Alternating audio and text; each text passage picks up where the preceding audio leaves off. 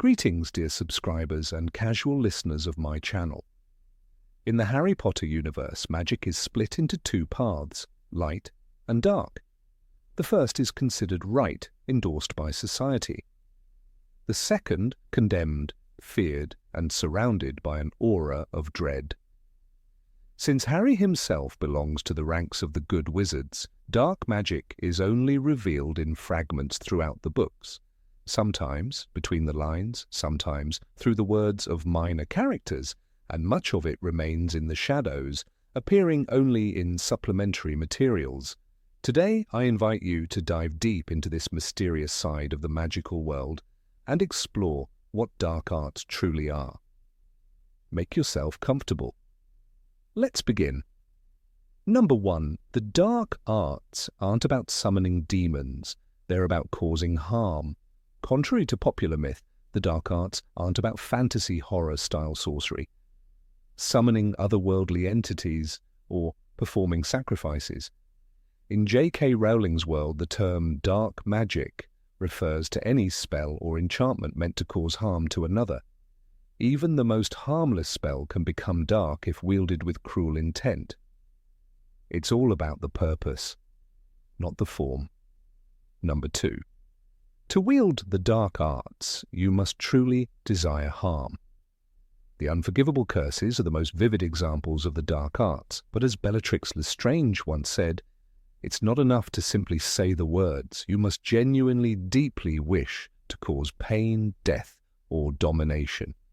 Harry once tried to use the Cruciatus curse on Bellatrix, and it didn't work. He lacked the cruelty required. But later, in Deathly Hallows, fueled by righteous anger, he successfully cast the same curse on Amicus Caro. It all comes down to inner intent. Number 3. Wounds caused by dark magic cannot be fully healed. The wizarding world is full of miracles. Injuries heal in seconds. Broken bones are mended with a snap.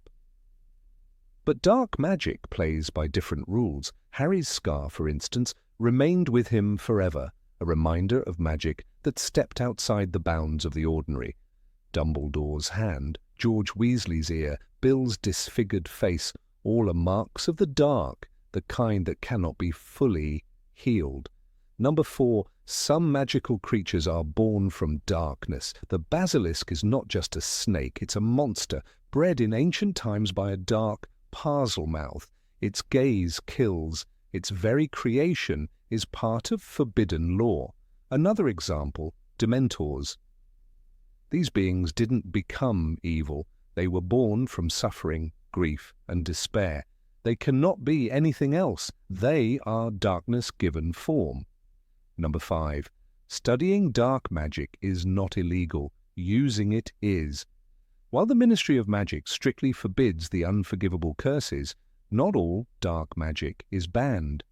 In Borgin and Burke's, for instance, one can find dozens of magical artifacts, even cursed objects, and no one seems too alarmed. The key is this: you can buy or collect, but use and you'll be punished. Number 6. Not every wand is suited for the dark arts. Wands are personal, and some simply don't want to serve evil. For example, wands with unicorn hair cores are among the kindest. They resist serving dark wizards, weaken, or rebel. Draco Malfoy had such a wand, and that says a lot about his hesitation, his inner doubts. Perhaps he could never have truly become a dark wizard, even if he had wanted to. Number 7. Any object can be made dark. Dark magic can inhabit the most ordinary items.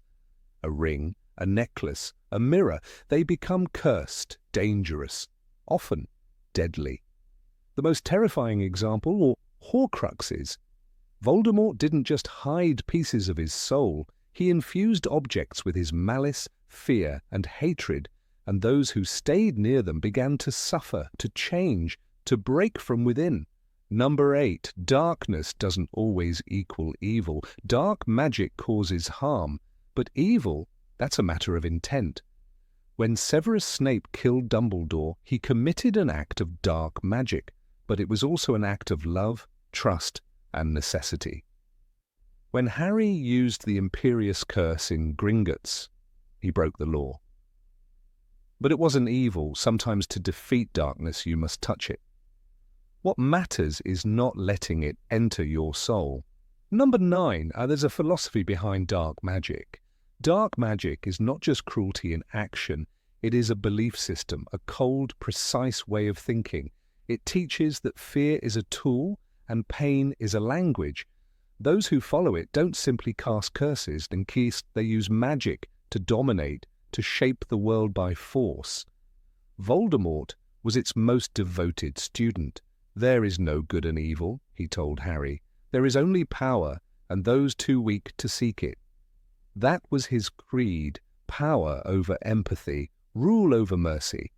His followers believed the same.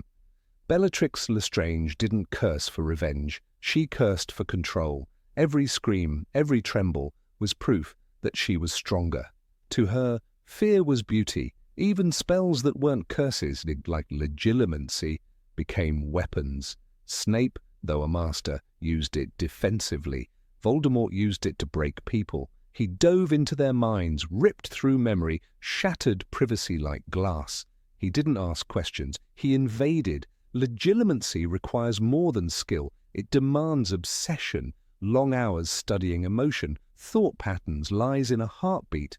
And under Voldemort, it became a brutal discipline. He expected his Death Eaters to resist it through occlumency. Those who failed were punished.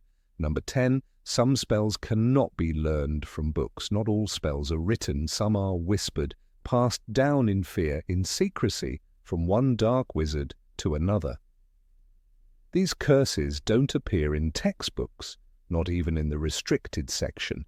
They live in shadows, in worn scrolls, locked vaults, or carved into bone. The Ministry doesn't know all of them. Dumbledore didn't know all of them, but Grindelwald did, and so did those who came before him. Grindelwald's magic often went unspoken. He didn't rely on known spells, he created his own. During his rise in Eastern Europe, entire villages vanished, not destroyed, not burned, but erased. No one could explain how. No book could trace the spell. Dumbledore later said he twisted magic in ways we never imagined. Some of his enchantments were sealed into wands, others into metal amulets that refused to open unless fed a drop of blood. Old blood magic, too, was often unwritten. In ancient Slavic forests, dark wizards were said to craft generational curses, not by chanting, but by binding intention, rage, and blood into relics. The curse would then follow the victim's descendants. Number 11. Dark artifacts can have a will of their own. Dark objects don't sleep. Once touched by dark magic, they change, they remember, some even learn. And the most dangerous of them start to think for themselves. They whisper, they wait. They choose who to obey and who to destroy. These are not just cursed items. They are living shadows in the shape of things. Tom Riddle's diary was never just paper and ink. It was a trap disguised as a memory. When Ginny Weasley found it in Chamber of Secrets, she thought it was a gift, a secret friend. She confided in it, poured her heart into the pages, and the diary listened. But it gave back more than comfort. It gave Tom. "I've been very lonely," he wrote to her. And slowly, without her even noticing, Ginny was no longer alone inside her mind. The diary spoke to her, convinced her to open the chamber, to unleash the basilisk, to write messages in blood. And Ginny couldn't stop it. She didn't even remember doing it, because the diary was feeding on her. Ginny poured her soul into it, Riddle told Harry, and it poured a little of mine back. That's how it works. The object becomes a door, and the soul inside steps through. This is the true horror of dark artifacts. They don't need a wand. They don't need a spell. All they need is time. The longer they stay near you, the deeper they root inside your mind. They twist thoughts. They change loyalties. The locket Horcrux did the same. Even strong witches like Hermione couldn't wear it for long. "It affects us all differently," she said. Ron nearly left them because of it. He saw things that weren't real. He felt things that weren't his. That wasn't just a curse. That was influence. Number 12. Blood magic is one of the oldest dark arts. Blood carries more than life. In the wizarding world, it carries power. Blood remembers, blood binds. That's why blood magic is feared and forbidden. It's one of the oldest forms of the dark arts. Raw, primal, irreversible. Few speak of it, fewer dare use it, but Voldemort did. In the graveyard, during the ritual to regain his body, Voldemort took Harry's blood, flesh of the servant, blood of the enemy, bone of the father. The incantation was ancient, sacrificial. He believed using Harry's blood would anchor him to life and steal the protection Lily had given her son. "Now I can touch you," Voldemort said, his voice cold and triumphant.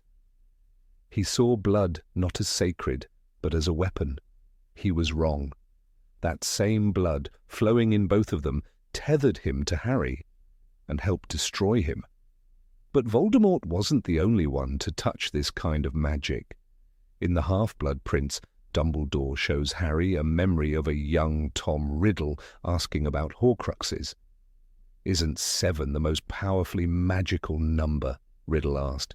Splitting the soul with murder is itself an act of blood, not in ritual, but in violence, in intent, and the body remembers each tear. The eyes go colder, the skin paler, the soul unrecognizable. Blood magic binds more than people. It shapes barriers. The protection Lily gave Harry wasn't just love, it was sealed in her blood. That's why Harry had to live with Petunia. "The magic that lives in your blood," Dumbledore said, "lives in her too." That's why the protection held.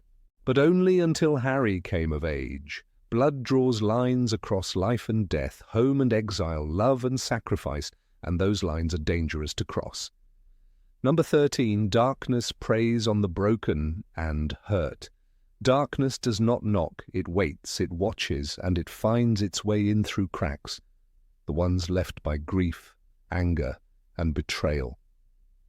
That is why Voldemort never wasted time on the happy or the loved. He searched for the broken, the ones who felt forgotten. He offered them not healing, but power. Regulus Black was one of them. Overshadowed by his brother Sirius, pressured by his pure-blood family, he joined the Death Eaters young, too young to understand what it meant. By the time he realized the horror behind Voldemort's rise, it was too late. He tried to undo his mistake. He stole a Horcrux. He died for it. He wasn't a hero, Sirius once said, but maybe he was. Just not the kind that lives to be remembered. Tom Riddle knew pain. An orphan. Unloved. Isolated. That pain never left him. It hardened. It shaped every spell he learned, every charm he twisted. "There is no good and evil," he told Harry in the Chamber of Secrets. "There is only power, and those too weak to seek it." But those words came from a boy who had known only rejection, and instead of healing, he chose vengeance. Draco Malfoy's path was another warning. Raised in a home of pride and fear, he stepped into the Dark Lord's circle, not as a killer, but as a frightened boy, tasked with murder, poison, death. "I have to do this," he whispered to Dumbledore, wand shaking. But he couldn't, because he hadn't yet given in. Not fully. His heart, though torn, still resisted the darkness clawing at it. Sirius Black said it best. "We've all got both light and dark inside us. What matters is the part we choose to act on." The tragedy is that many never get to choose freely. Their pain chooses for them. Number 14, there is a price to learning dark magic. The dark arts always take something in return. That's the price. A wizard may begin with a simple curse, driven by fear or ambition, but the deeper he goes, the more he loses. Voldemort didn't become a monster by accident. He chose to sacrifice pieces of himself. His soul split into 7, his body twisted by dark rituals, his heart emptied of love. He's gone beyond the help of anyone alive. Dumbledore once said he was ripped from his own humanity. Every Horcrux he made left a wound, not just on the soul, but on his very being. By the time Harry saw him in the forest, Voldemort was a shell, pale, snake-like, hollow-eyed. That transformation wasn't only physical, it was spiritual. He had traded every trace of compassion for control, but in that exchange he became something no longer human, something feared and pitied. Even spells like the Cruciatus Curse leave their mark.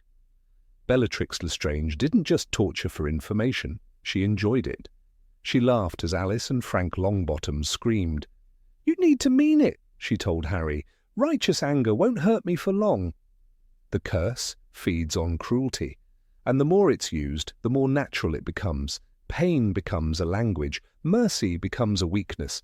The Imperious Curse is just as poisonous. At first it feels like control, but then comes the hunger, the thrill of bending another's will. Barty Crouch Jr., disguised as Moody, taught it to students at Hogwarts. He let them feel its power. "You see," he said, "you see what you can do." But what he didn't say was that the more you use it, the less you care about the line between control and domination. That line fades. And then it's gone. Number 15, dark magic is hard to control. Dark magic is seductive, but the deeper one steps into its shadow, the harder it is to turn back. Even seasoned dark wizards struggle to keep it in check. It isn't just a tool, it's alive in a way. It breathes with the caster's emotions. Rage, fear, vengeance, dark spells feed on them.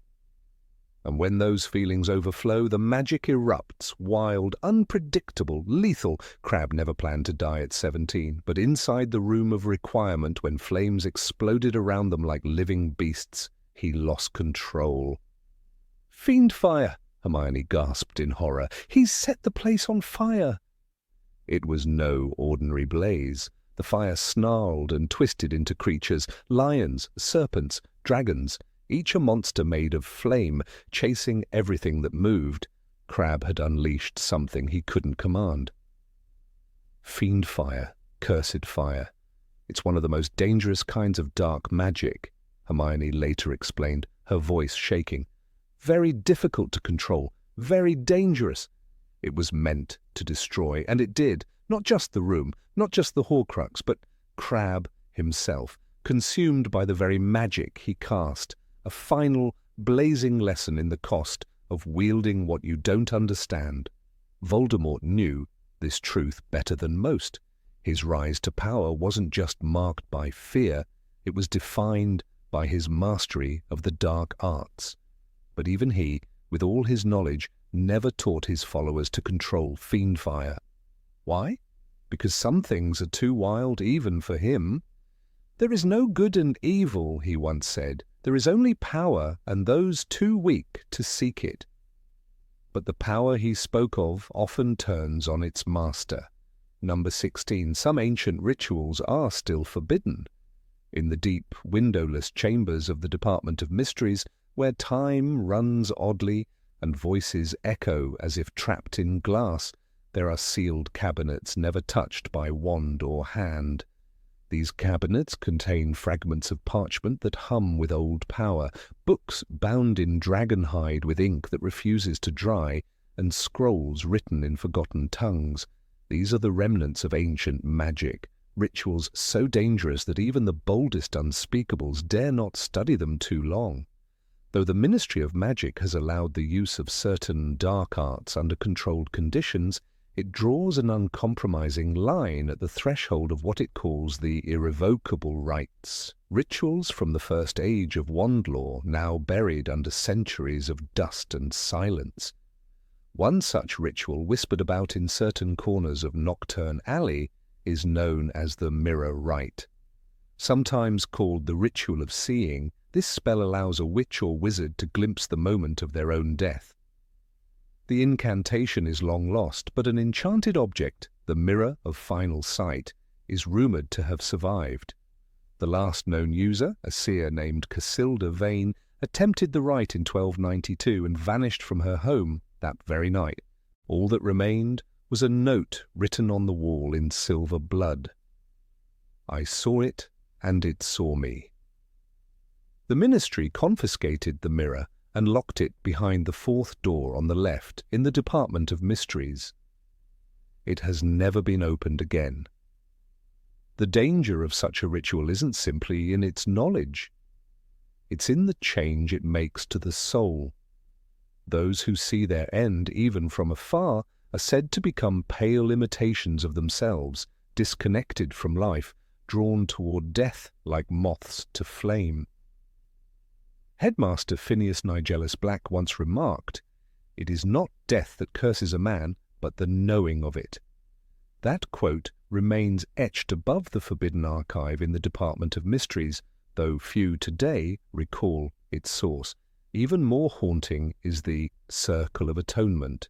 This rite, outlawed during the reign of the Council of Magical Law in 1483, allows the user to transfer death from themselves onto another. The original ritual was discovered on a set of stone tablets unearthed in the Forest of Dean. When the circle is drawn with ash from a phoenix and blood from both participants is spilled within, the caster may utter a plea to the old powers, an ancient force that predates Hogwarts itself. If accepted, the life of another is taken in exchange for their own.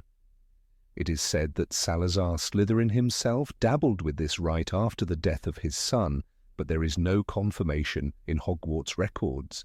What is known is that in 1674 a wizard named Elric Muldoon was convicted of using the circle on his sister, trading her life for his after being sentenced to the Dementor's kiss. The magic left a permanent mark, his eyes turned to opal white, and he never spoke another word. He died 30 years later in Azkaban, still staring at his sister's locket. Rituals like these are not classified as spells. They are deeper, older. They come from a time when magic was bartered with the earth and sky, when wizards drew power not from wands but from sacrifice and blood. According to Bathilda Bagshot's A History of Magic, the oldest rites required no spoken incantation, only intention, will, and cost. It was not the spell that shaped the outcome, but the price paid for it. Another forbidden rite, buried so deeply in the ministry's records that even unspeakables deny its existence, is the extraction of the soul. The spell fragments the soul of a living being and binds it into an object, much like a Horcrux, but with one critical difference: the soul remains aware. It is said that a soul extracted in this way becomes a conscious prisoner trapped in whatever object the caster chooses. This practice is older than Horcrux making and far crueler. Where a Horcrux is a shard, a prisoned soul is whole and wholly tormented. There are rumours that the Death Eater Antonin Dolohov once attempted the rite using a crystal orb. Auras raided his chambers before the ritual could be completed, but the orb, now sealed in black velvet in the Department of Magical Law Enforcement, still emits faint sobs when the lights are dim. It is kept locked in a drawer labelled X-117 Sentient Containment, Do Not Open. Even the infamous Gellert Grindelwald was rumoured to have pursued the extraction of the soul in his youth. Albus Dumbledore once mentioned in a private letter to Elphias Doge, now kept in the restricted collection at Hogwarts, he was fascinated by the notion of eternal memory, of preserving not the self, but the scream. I believe he feared death, even as he courted it. It is not just the acts themselves that frighten the ministry, but the instability they bring.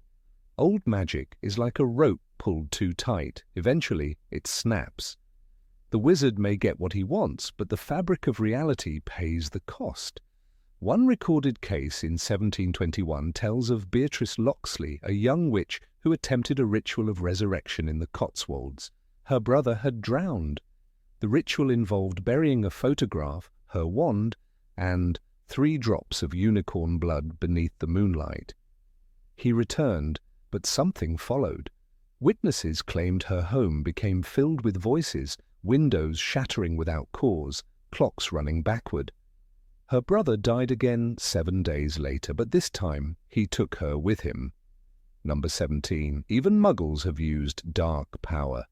The shadows of the wizarding world have always hidden secrets deeper than even the most skilled aura could uncover. But every now and then a whisper rises above the silence, and we glimpse a truth that defies the laws of magical bloodlines. One such truth, often overlooked, even feared by historians, is this: some muggles have used the dark arts. Not by wielding wands, for they possess no magical core to speak of, but through objects, rituals, and in rare and dangerous cases, by becoming vessels for dark magic far beyond their understanding. In the heart of this shadowy corner of magical history lies the chilling tale of Sir Nicholas Grimble, a 17th-century English nobleman whose life, death, and transformation into a creature of fear still haunt the older archives of the Department of Mysteries. A muggle by all known accounts, Grimble should have remained a mere footnote in the lineage of English aristocracy. Instead, his name appears, red-inked and circled in warning, in several confidential reports of the Wizengamot, the oldest magical court in Britain. Sir Nicholas Grimble was born in 1627 in Sussex at the Grimble estate, a manor that was said to be cursed long before his time. Records from the era, though vague and fragmented, mention a strange box delivered to the estate sometime during the winter of 1652. The delivery boy vanished on his way back to the village. No trace of him was ever found. Grimble, then 25, wrote in his diary, "A black ring of exquisite design, cold to the touch. I cannot part with it. The dreams it brings, they are not mine, and yet I welcome them." That diary entry is preserved in the restricted section of the British Museum's Special Archive, although few know what it really is. Decades later, the famed magical historian Bathilda Bagshot would write in a confidential letter to Albus Dumbledore, "There are rings, Albus, and then there is that ring. I have reason to believe that one of the earliest Horcruxes was passed, albeit unknowingly, into the hands of a muggle, and it did not go quietly." The ring, as later confirmed by Albus Dumbledore himself, was none other than the Resurrection Stone, transformed by Tom Riddle into a Horcrux and hidden within the ancient Gaunt shack. How it came to be in Sir Grimble's possession remains a mystery. The Gaunts, notoriously reclusive, were not known to venture into Muggle territories. Yet it is possible, some have speculated, that a young Tom Riddle experimented with Muggles before fully stepping into his dark destiny. In 1654, the Grimble estate became the centre of a series of gruesome rumours. Several villagers disappeared, livestock was found drained of blood, and a strange humming noise was reported at night, emanating from the manor grounds. Clergy were called, none returned. One priest, Father Elric of Lewis, was said to have left behind a half-burned letter. "He wears it always, that cursed circle. It speaks to him, and he listens. God forgive me, I think he no longer eats nor sleeps." It was not until 1660 that the British magical authorities intervened. The Department of Regulation and Control of Magical Artifacts, newly formed at the time, dispatched 2 agents, both wizards, under cover of darkness. Only one survived.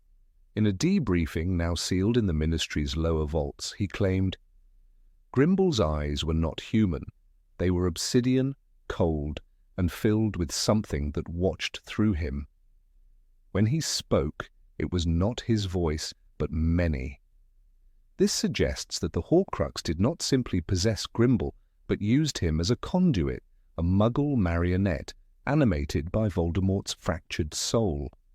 The result was a grotesque parody of magic, and proof that dark artifacts could infect even those with no magical blood. After the destruction of the manor in a controlled magical fire, the surviving agent, whose name has been redacted in all ministry reports, claimed the ring was lost in the wreckage. Yet decades later, it would resurface again, hidden in the ruins of the gaunt home, untouched by time. The journey of that ring is a tale within a tale, but Grimble's possession marks a turning point. For it showed, perhaps for the first time, that the barrier between the magical and Muggle world was more fragile than believed. But Grimble was not alone. Other accounts, less well known but equally disturbing, hint at a tradition of dark rituals among Muggles that mirrors certain magical practices. In rural Transylvania, during the late 18th century, there were reports of Muggle villagers who used speaking stones to curse their enemies. These stones, according to a 1799 report by Eastern European aurors, bore symbols not unlike the elder runes used in dark magic. One such stone, writes the Hungarian witch Ildikó Vas, was carved with a rune representing death. It was buried beneath the doorstep of the victim. Within days, the man would succumb to madness, then silence. In these cases, the Muggles had no idea they were dabbling in ancient magic, likely remnants of lost magical civilizations or forgotten bloodlines. They simply knew the rituals worked. In one chilling report, a villager confessed under veritaserum that he had found the stone in the bones of the old ones who spoke with the moon. Then there is the case of the Codex Obscura, a leather-bound book believed to have been authored by a squib named Jonas Blackbridge in the 14th century. Jonas, born to a prominent pureblood family but bereft of magic, became obsessed with reclaiming his birthright. He travelled across Europe, collecting artifacts, interviewing Muggle cult leaders, and copying their rites. His writings included references to blood sigils, shadow mirrors, and a ritual he called the Third Eye Opening, which, if performed during a lunar eclipse, was said to allow even Muggles to see glimpses of magical auras. While the Codex itself is missing, rumoured to be buried beneath the ruins of Carcassonne, several fragments exist in the archives of Durmstrang Institute. One particularly disturbing line reads, "They call it darkness because they fear the absence of light, but I have learned, darkness is not empty. It is a door, and even I, magicless, hold the key." Number 18. Dark magic can corrupt magical space. The air was heavy at the Riddle House, not with dust, nor with age, but with something unseen, something that made wands tremble and charms recoil. Aura Lydia Roll, during a classified investigation in 2004, reportedly couldn't even perform a simple lumos inside the cellar where Voldemort once hid a fragment of his soul.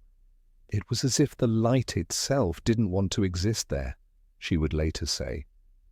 This wasn't merely a haunted house, this was a scar, left not upon stone or wood, but upon the very fabric of magic itself. Dark magic, unlike ordinary spells, does not simply bend the world to the caster's will. It infects, it seeps, it consumes. What the Department of Mysteries has long speculated, and what a growing number of magical researchers now assert, is that sustained use of dark magic in a given location does more than curse the land. It changes the land's relationship with magic altogether. In those places, magic ceases to behave like the familiar, obedient force wizards and witches know. It becomes erratic, volatile. Sometimes it vanishes completely. Take the Gaunt family home, for instance. Nestled in the woods near Little Hangleton, it was once a typical, if derelict, wizarding residence. But by the time ministry agents discovered the presence of a Horcrux in the ruins, the property had become uninhabitable, not because of rot or ruin, but because of what magic did there. Potions brewed on site would separate into viscous, unusable slimes. Invisibility cloaks refused to activate. And, worst of all, spells cast in its vicinity frequently rebounded on the caster, twisted into cruel parodies of their original intent. "Magic has a memory," said Professor Aurora Bletchley, a specialist in magical field theory at the Edinburgh Institute. Just as trauma can alter the brain, magical trauma, especially from dark sources, can alter the field. When someone casts the Cruciatus Curse repeatedly in one location, they're not just hurting a victim, they're damaging the weave of magic around them. This theory gained more traction after a disturbing report from a team of unspeakables who studied the Forbidden Forest shortly after the Battle of Hogwarts. They noted that several glades near where Voldemort had performed ritualistic spells, the very glade where he had risen again in 1995, for example, seemed distorted. Spells would spiral away from their intended targets. Apparition failed entirely, despite no anti-apparition jinxes being detected, and the animals, acromantulas, thestrals, even centaurs, refused to go near. One field researcher, an unspeakable known only as E, described the phenomenon in chilling terms. "It's like standing in a room where something terrible happened, and even though it's been cleaned up, the room remembers. Only in this case, the memory isn't metaphorical. It affects how magic works. It's like the rules bend in those places, sometimes snap." The concept of magical ecology was first proposed by Bathilda Bagshot in a little-read appendix to A History of Magic, where she noted that ley lines, natural channels of magical energy, seemed to wither in the vicinity of dark magical events. But it wasn't until the late 20th century that experimental magical physicists began to notice patterns: potion failures in Nocturne Alley, spell instability in the dungeons of Durmstrang, and bizarre phenomena in the graveyards where dark rituals had been performed for centuries. Perhaps the most haunting example comes from the cursed region of Grodno in Belarus, where a local warlock, Radomir Valenko, is said to have conducted years of necromantic experiments during the 1800s. The village built around the old keep has since been abandoned, but magical surveyors report an unsettling consistency. Spells cast there either fizzle to nothing or explode violently. "You could whisper Alohomora and end up blasting a door off its hinges," said Slavic cursebreaker Misha Leve. "It's not just corrupted magic, it's chaos, like magic's logic has broken down." There is something deeply unnerving about the idea that magic, the thing wizards trust with their lives, can be turned against them not by a spell, but by a place. And not just any place, but one made dangerous by repeated, intentional darkness.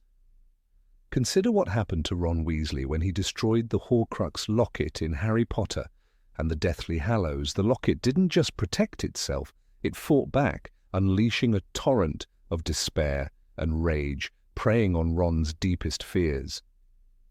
The Horcrux was not casting illusions in the traditional sense, it was warping the space around it, warping Ron. What if that same principle applied on a grander scale? What if an entire landscape could become like a Horcrux? What if the very ground could resent magic?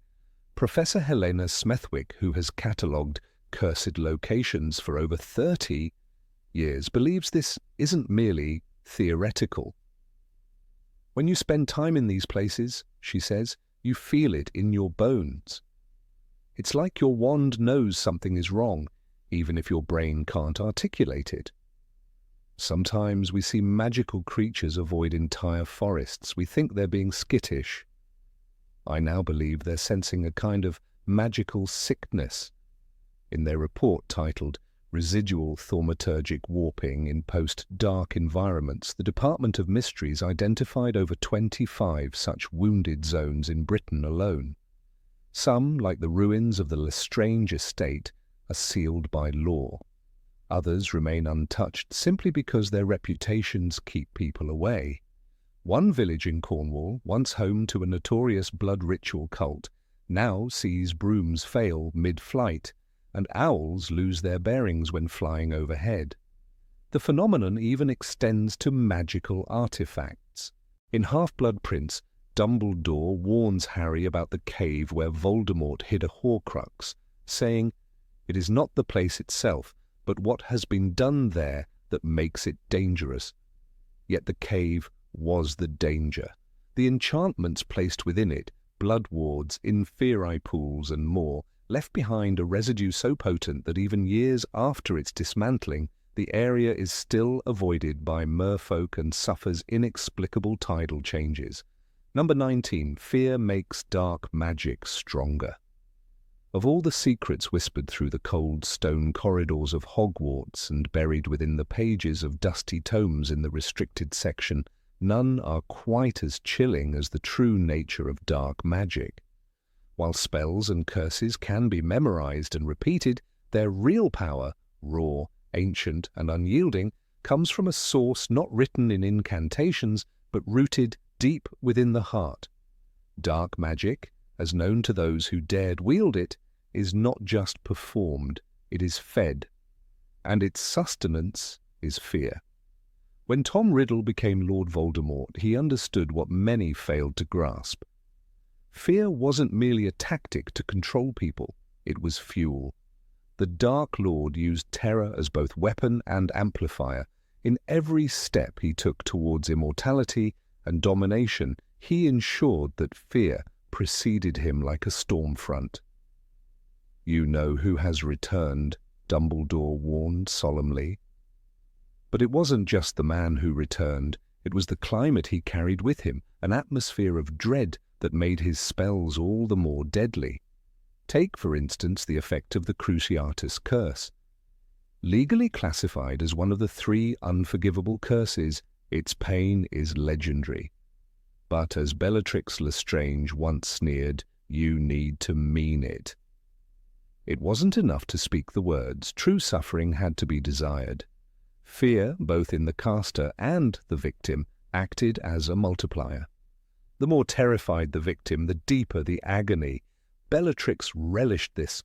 Her eyes gleamed not just with madness but with satisfaction as screams echoed in Malfoy Manor's drawing room. When Hermione Granger writhed under her wand, the agony was profound not only because of the spell, but because of the terror that Bellatrix nurtured before casting it. Dementors present an even more literal example. Creatures of shadow and despair, they are drawn to fear like moths to flame. Their hunger is not for blood, but for hope.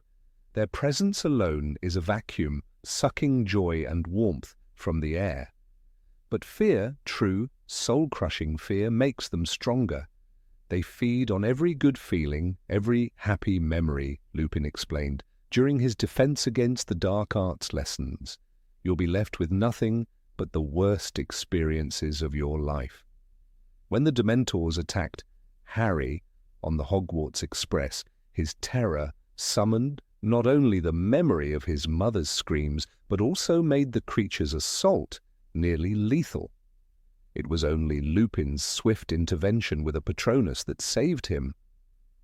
This symbiotic relationship between dark magic and fear was no accident. It was cultivated.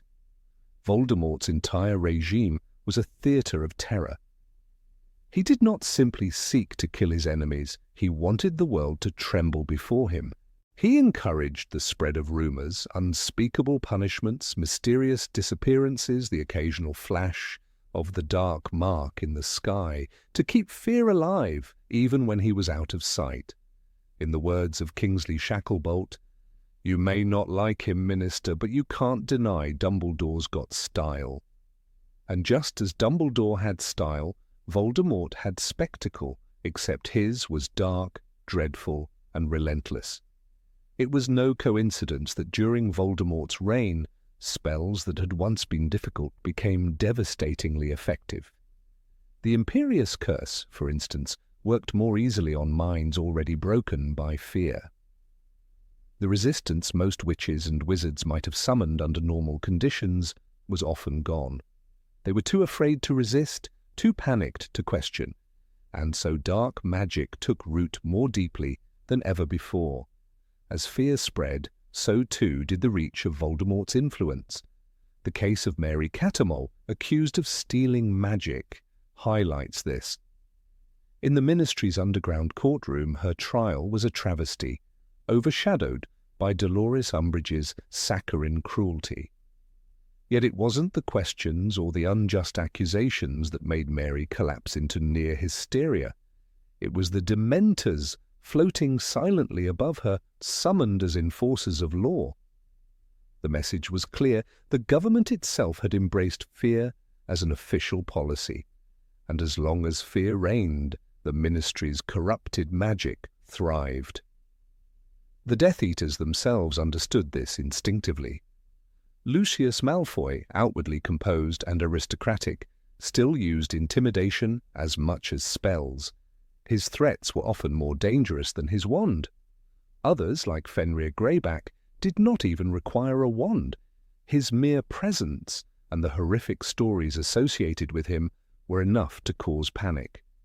He enjoyed attacking children during the full moon because their fear made them taste better. Yes, he said so himself. Even the unbreakable vow, a magical contract that binds a wizard to their word upon pain of death, relied, in part, on fear. Severus Snape, making the vow with Narcissa Malfoy, knew what it meant. The magic wasn't just binding, it was oppressive. Its power came not just from its enchantment, but from the life-or-death weight that fear pressed into its terms. The knowledge of what would happen if one failed made the magic absolute. Voldemort liked such certainty. He liked fear that guaranteed obedience. In Hogwarts, the fear was subtle at first. Students whispered about disappearances. First years hesitated near shadowed corners. Even the portraits seemed more anxious. But after the fall of the ministry and the arrival of the Carrows, the castle changed. Dark magic was no longer an abstract concept. It was a curriculum. Alecto Carrow forced students to use the Cruciatus curse on one another in class. Those who resisted were punished, beaten, humiliated, but those who obeyed, even reluctantly, found the spell easier to cast over time. Fear had softened them. The line between victim and perpetrator blurred. Voldemort's manipulation of fear wasn't limited to the magical world. Even Muggles felt it. Bridges collapsed without explanation. People vanished in daylight. Natural disasters seemed unnaturally frequent. It wasn't just coincidence, it was psychological warfare. Voldemort didn't care for Muggles, but he knew that the panic in their world would ripple into the magical one. The more unstable the non-magical world became, the more isolated the magical one felt, and the deeper into fear its people sank. But perhaps the most haunting moment comes during the Battle of Hogwarts. As the defenders of the school await Voldemort's assault, they are given a reprieve, but it is not a gift. It is a calculated blow. Voldemort's voice booms across the grounds. You have fought valiantly. Lord Voldemort knows how to value bravery, yet you have sustained heavy losses. Let me give you this: 1 hour. It is an hour not of mercy, but of dread. He uses that time not to rest himself, but to weaken theirs. Every tick of the clock increases the fear. Every sob, every shiver, every tear in the darkness feeds him. And when the hour ends, his spells strike harder. Fear, then, is not merely a symptom of dark times, it is a forge. It tempers dark magic into something more dangerous than most understand. Even the Horcruxes, in their own way, were manifestations of fear. The locket, which haunted Ron Weasley, preyed on his deepest insecurities. Least loved by the mother who craved a daughter, least loved now by the girl who prefers your friend. The locket's voice was no ordinary whisper. It echoed with fear. And it grew louder the more Ron believed it. Albus Dumbledore once said, "Do not pity the dead, Harry. Pity the living, and above all, those who live without love." But he might have also said, "Pity those who live in fear." Because in fear, dark magic finds its sanctuary. It is patient, silent, and always hungry. Even after Voldemort's fall, traces of this truth remained. Children who grew up during the Second Wizarding War often carried invisible scars. Their magic, in some cases, turned volatile. In St. Mungo's, healers noted an uptick in magical surges among trauma victims, accidental bursts of uncontrolled, emotionally fueled spells. And every time someone flinched at a sudden shadow, every time a parent reached protectively for a child at the mention of dark mark, the memory of fear lived on. One must not forget the lesson buried in these tragedies. Dark magic is not just about curses and blood. It is about vulnerability. It is about the moment a person feels powerless and how that powerlessness can be exploited. The fight against dark magic, therefore, is not merely a fight of wands, but of hearts. It is a battle against despair. It is the courage to say no when fear demands silence. This is why the Patronus charm remains one of the most sacred spells in wizardkind, not because it defeats Dementors, but because it defies fear. "Expecto Patronum!" Harry shouted, standing before hundreds of Dementors at the lake's edge, summoning not just light, but memory, hope, and resistance. That spell is powerful not because of technique, but because it requires joy, and joy is fear's greatest enemy. As long as witches and wizards remember that, dark magic will never reign unchallenged. Number 20. Defending against dark magic requires inner strength. Not every wizard can stand against the dark. That's a truth often whispered in the quiet corridors of Hogwarts, passed between portraits and murmured by the suits of armor when they think no one is listening. Defense against the dark arts isn't merely a subject, it's a reckoning, a test of more than skill. As Alastair Moody, or the real one, once growled, "You can know all the spells in the book, but when you look evil in the eye, will your hand still rise?" He should know. He bore the scars of a lifetime spent fighting darkness, and they ran deeper than skin. Even Albus Dumbledore, perhaps the most revered wizard of his age, never downplayed the gravity of the task. In the Order of the Phoenix, he once admitted to Harry, "Do not pity the dead, Harry, pity the living, and above all those who live without love." That statement on the surface seems philosophical.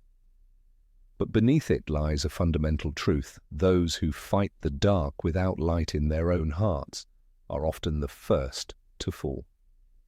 Take the spell Expecto Patronum. Not a killing curse, not a shield, but one of the most potent defenses against despair. It demands no one movement more precise than others, no Latin incantation more difficult to pronounce. What it requires is something far more elusive, pure, untainted joy. The Patronus is a kind of positive force, a projection of the very things that the Dementor feeds upon. Hope, happiness, the desire to survive, Remus Lupin explained to Harry during one of their lessons in his 3rd year. But it cannot feel despair, as real humans can, so the Dementors can't hurt it. Yet few students ever managed to summon one. In fact, most adult witches and wizards went their entire lives without producing a corporeal Patronus. Even brilliant minds like Hermione Granger struggled to achieve it in the beginning, and when they did manage it, it was often under the most intense emotional duress. Harry's own Patronus, a silver stag, burst forth only when he believed he and Sirius were going to die. What greater proof do we need that light only emerges from the soul when darkness threatens to swallow it whole? In the face of true evil, spells are tools, but courage is the hand that wields them. When Bellatrix Lestrange killed Sirius Black, Harry's immediate instinct wasn't to cast a textbook hex. His rage erupted in a raw, uncontrolled force, nearly channeling the Cruciatus curse. But it failed. "You need to mean them, Potter," Bellatrix had sneered. "You need to really want to cause pain, to enjoy it." Her words, while chilling, pointed to an unsettling truth. Dark magic isn't merely about knowledge, it's about intent. The same can be said of its defense. Hogwarts' curriculum often glossed over this reality. Many professors came and went, most unwilling or unable to guide their students past incantations and counter-jinxes.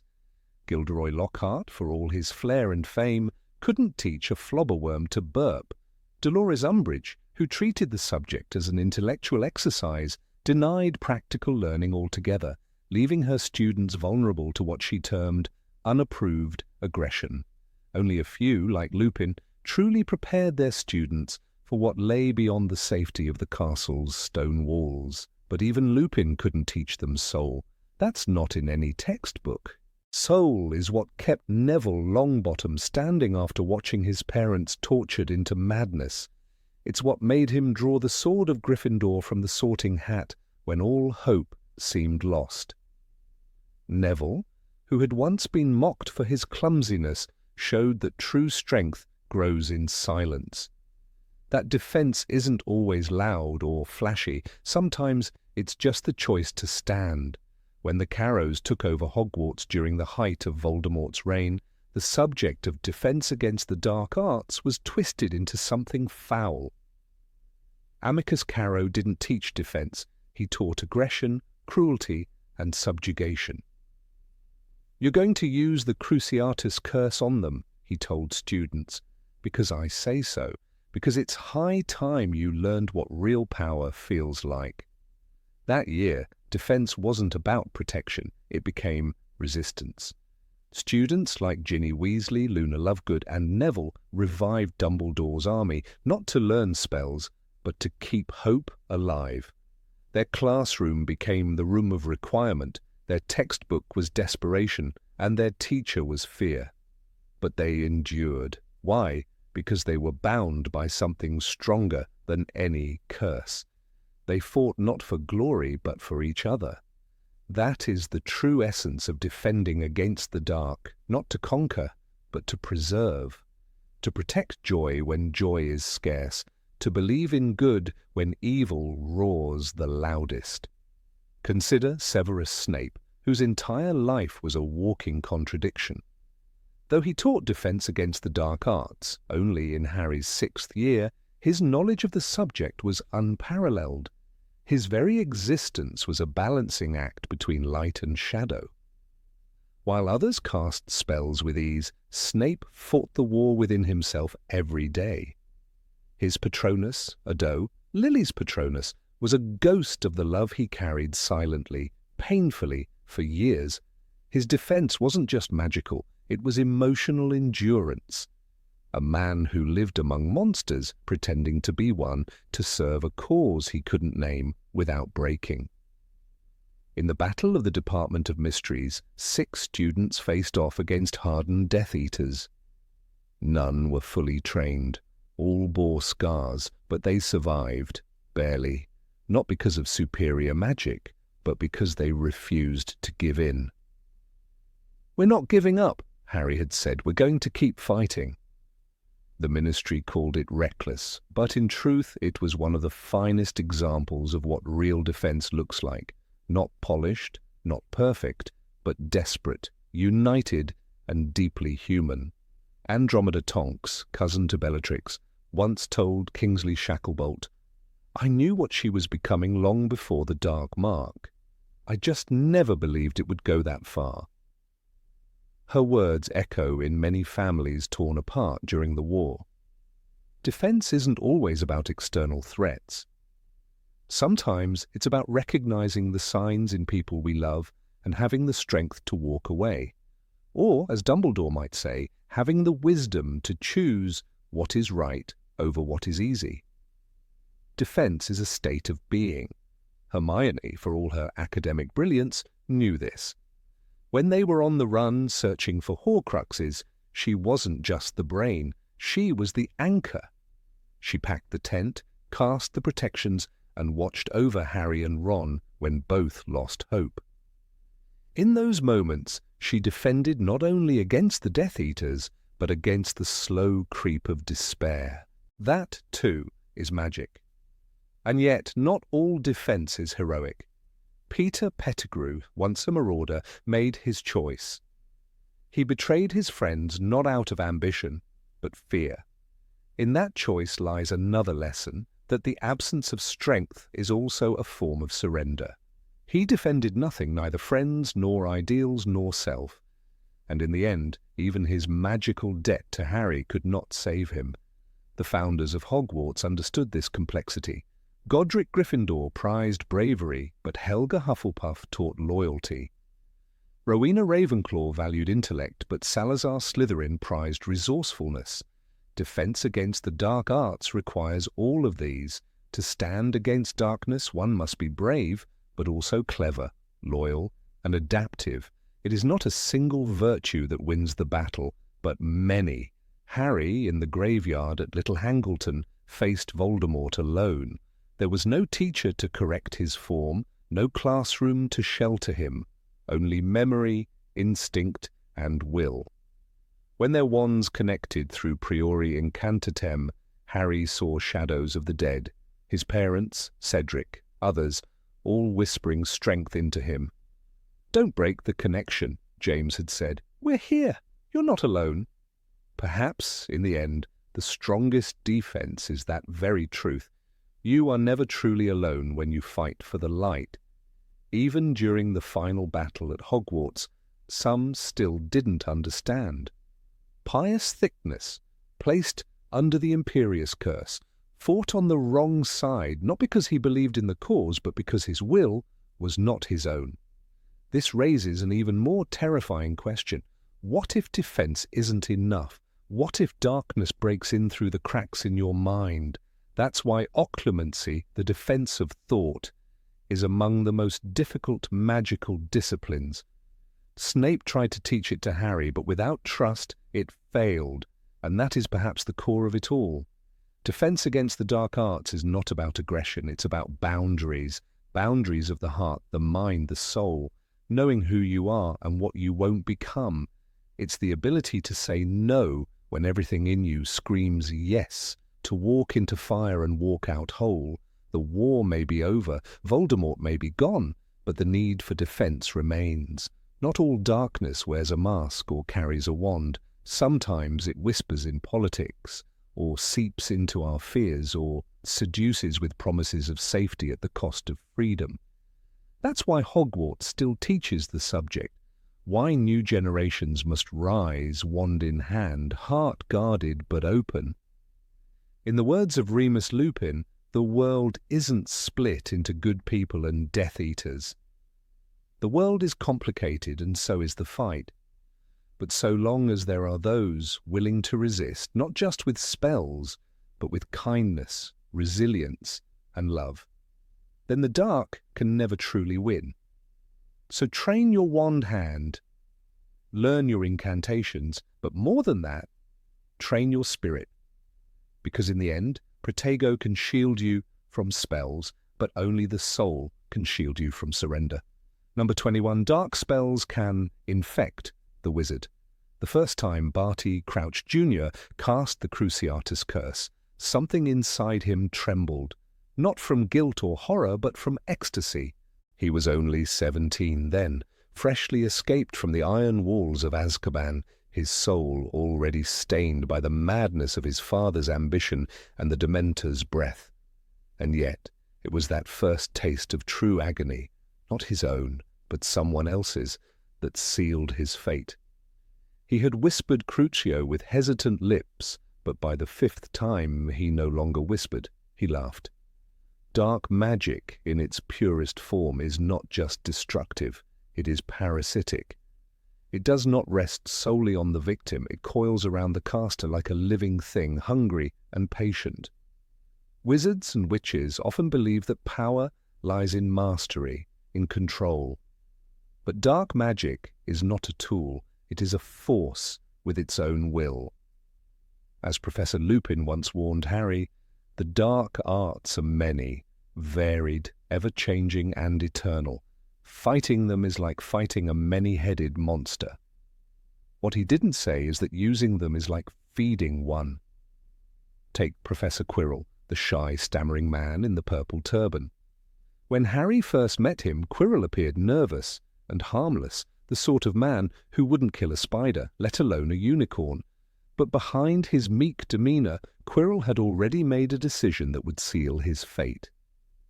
He had allowed Voldemort, invited him, into his mind and body, believing he could learn from the Dark Lord without succumbing to him. "There is no good and evil, there is only power," Quirrell once muttered, echoing the whispers he had begun to hear in the night. At first, it was subtle. He would speak to himself in languages he didn't know. His hands trembled when he touched sacred objects, as if his skin recoiled from purity. The Mirror of Erised showed him not alone, but merged with another shadow, faceless but towering. Dumbledore noticed the change, of course, but even he, so often swift and merciless in judgment, waited too long. When Voldemort fully inhabited Quirrell's body, the transformation was no longer metaphorical. His skin paled, his voice deepened, his eyes, once watery and full of doubt, became hard and sunken. But it was not just possession, it was infection. Voldemort did not merely ride along, he spread through Quirrell's being like poison in water. "I met him when I travelled around the world. I was a foolish young man," Quirrell confessed in his last moments, his voice twisted with pain. "I thought I could learn from him. I was wrong." This is the price of tampering with dark forces. It isn't just a matter of morality, it's a matter of identity. Every curse cast by a wizard feeds something inside them, and the more they feed it, the hungrier it becomes. In the case of Bellatrix Lestrange, the change was even more dramatic. Once a proud and cunning pureblood witch, Bellatrix's years in Azkaban were not what broke her. It was what came before. Her loyalty to Voldemort, her unrelenting use of unforgivable curses, transformed her into a fanatic. Her laugh was no longer human, it screeched like a creature of the void. Her eyes did not blink like those of mortals. She had become a shell, her soul hollowed out by the very darkness she embraced. Albus Dumbledore believed that magic leaves traces, not just physically, but spiritually. "You must be very careful about what you allow to take root in your heart," he once told Harry. "The magic we use shapes us as much as we shape it. It's a sentiment echoed in every ancient magical text worth its salt. The Aurelius manuscript from the 6th century warns of the residue of maledictions and describes how repeated invocation of curses causes the flesh to fail and the mind to fray. Even the famously stoic Severus Snape once advised Harry, in a moment of rare honesty, "It's not the spell that stains you, it's how often you let it in." This is why dark wizards so often bear the scars of their craft. Their faces sag, their voices rasp, and their gait becomes uneven. It is not merely the toll of age or stress, it is the reshaping of the soul. Every time Dolohov cast his signature curse, leaving victims in writhing silence, a bit of his humanity burned away. In the Battle of the Department of Mysteries, his eyes were already glassy, almost reptilian. "He doesn't talk anymore," one aura said later. "He just moves like something that used to be a man." Not even the most talented are immune. Consider Gellert Grindelwald. In his youth, he was charming, brilliant, persuasive. He wielded magic with such elegance that even Dumbledore fell under his spell. But over time, the charm turned into cruelty. His words, once full of vision, became riddled with threats. His beauty faded into something almost monstrous, not due to age, but from the countless acts of cruelty that slowly blackened his aura. By the time Voldemort visited him in Nurmengard, Grindelwald had become a hollow statue of his former self, his eyes still sharp, but his power curdled and bitter. It's easy to think that dark magic simply corrupts the soul, but it also reshapes the body. The ancient curse known as sanguinem tenebris was outlawed not only for its lethal nature, but because the caster would often develop blackened veins visible through the skin, a sign that the magic had turned inward. The more it was cast, the further those veins spread, until they reached the heart. At that point, the curse could no longer be undone. Tom Riddle understood this. That is why he split his soul. That is why he avoided killing directly when he could manipulate others to do it. But over time, even he could not escape the rot. His once handsome features melted into serpentine horror. His nose vanished, his skin turned pale as bone. Some say it was the Horcruxes that did this. Others say it was the magic itself, the sheer weight of so many deaths, so many curses. He was less than the meanest ghost, Dumbledore said once. He had mutilated his own soul beyond recognition. The very act of creating a Horcrux is a profound ritual of desecration. It requires murder, but not just any murder. The soul must be torn, willingly and violently. Wizards who commit this act often describe a moment of screaming silence afterward, a sense that something sacred has been ripped away. Most never speak of it again, but the signs remain. Gaunt cheeks, shaking hands, eyes that no longer reflect light. Some scholars believe there is a magical field, a kind of aura that surrounds every witch or wizard. This aura interacts with the spells they cast, absorbing echoes of their intentions. Repeated exposure to dark intentions darkens the aura, not metaphorically, but literally. It becomes harder for such a wizard to perform light magic. Healing spells fizzle, protective charms weaken, and, perhaps worst of all, the wizard begins to see cruelty as efficient, necessary, even elegant. Peter Pettigrew was not a master of dark magic, but he used it again and again. His animagus transformation became unstable. His body twisted into rat-like form, even while awake. His voice turned high-pitched, his hands clawed. Magic that requires betrayal leaves permanent fingerprints. By the time of his death, Pettigrew was more beast than man, yet even he retained a flicker of humanity, a moment of mercy. That is perhaps the one thing dark magic cannot completely consume: choice. There are tales in the archives of St. Mungo's of patients who once practiced cursed magic so often that they lost the ability to cast anything else. One woman could only speak in jinxes. Another caused mirrors to shatter wherever she walked. In rare cases, the wand itself begins to resist, refusing to perform the spell, burning the user's hand or snapping entirely. Ollivander once whispered to a young apprentice, "A wand chooses the wizard, yes, but it can unchoose them too." That's why education matters. The forbidden section exists for a reason, not to limit knowledge, but to protect sanity. Hermione Granger understood this better than anyone. She read everything. But when she reached a passage on blood rituals, she closed the book. "Some things," she said to Harry and Ron, "you don't need to know in detail." And she was right. Some spells are doors, and once opened, they do not close. During the Second Wizarding War, the Order of the Phoenix discovered that captured Death Eaters sometimes radiated a magical residue. Moody described it as the stink of cruelty. Spells cast in proximity to them would behave erratically. Wards would twist, portkeys would splinter. Dark magic leaves behind a shadow that lingers, even after death. That's why the site of the Battle of Hogwarts needed months of magical cleansing. In the end, dark magic is not just about what it does, it's about what it takes. Power, yes. Control, yes. But also identity, appearance, voice, choice.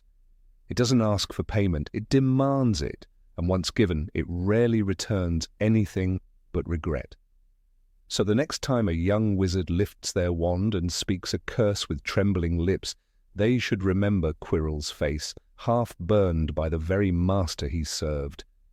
They should recall Bellatrix's shriek echoing through the halls of Hogwarts as she fell, not in battle, but in madness. And they should remember the final words of Gellert Grindelwald whispered from the shadows of his prison. "I only wanted to change the world. I didn't know it would change me first."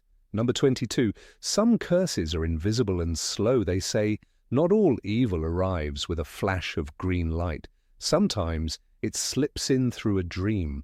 Other times it whispers in your thoughts, so softly you believe the voice is your own. That is the nature of certain dark spells, stealthy, slow, and insidious. Dark magic has never been limited to the theatrics of the killing curse or the violence of the Cruciatus. While those spells shock the senses, there exists another, subtler layer, an arsenal of incantations designed not to kill, but to quietly unravel. Such magic is especially dangerous because by the time it is recognized, the damage has already taken root. In the ancient corridors of Hogwarts, legends still speak of a time when Salazar Slytherin practiced sorcery that no wand today can recreate. It is said that he did not believe in open displays of power, but favored silent dominion. His specialty? Enchantments that crept into the mind like fog over a still lake. Rowena Ravenclaw once wrote, in a letter preserved by her descendants, "Salazar believes the mind is a hallway with many doors. He prefers to close them one by one until the soul forgets how to find the exit." Consider the tale of Cecilia Montclair, a Slytherin student in the 1600s whose diary was discovered behind a false panel in the dungeons. In it she described an enchantment placed upon her by a fellow student. "He made me forget the reason I came to Hogwarts. I remembered my wand work, my name, even my family, but not why I had dreams at all.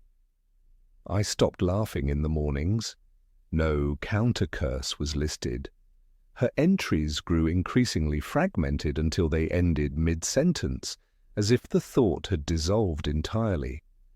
The boy suspected of casting the spell was never punished because officially there was no spell to blame. Jinxes that act through dreams are particularly dangerous. Professor Dumbledore once warned Harry, "It is the unknown we fear when we look upon death and darkness, nothing more." But what if that darkness creeps into your mind while you sleep?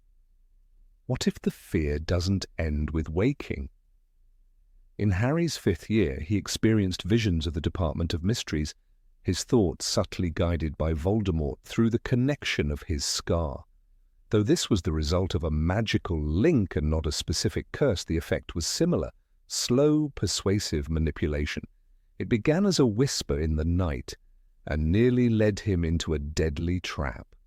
There are stories, often buried deep in restricted archives, of curses that steal ambition, cause confusion, or instill doubt. One such spell, known colloquially as the Withering Word, was rumoured to have been used by witches in the 13th century during power disputes. The incantation is lost, but the effect remains documented. The victim would slowly lose conviction. Not memory, not intellect, but the emotional drive to act. Victims described it as watching the world from behind a curtain. The danger. These symptoms could easily be mistaken for depression or illness, not magical sabotage.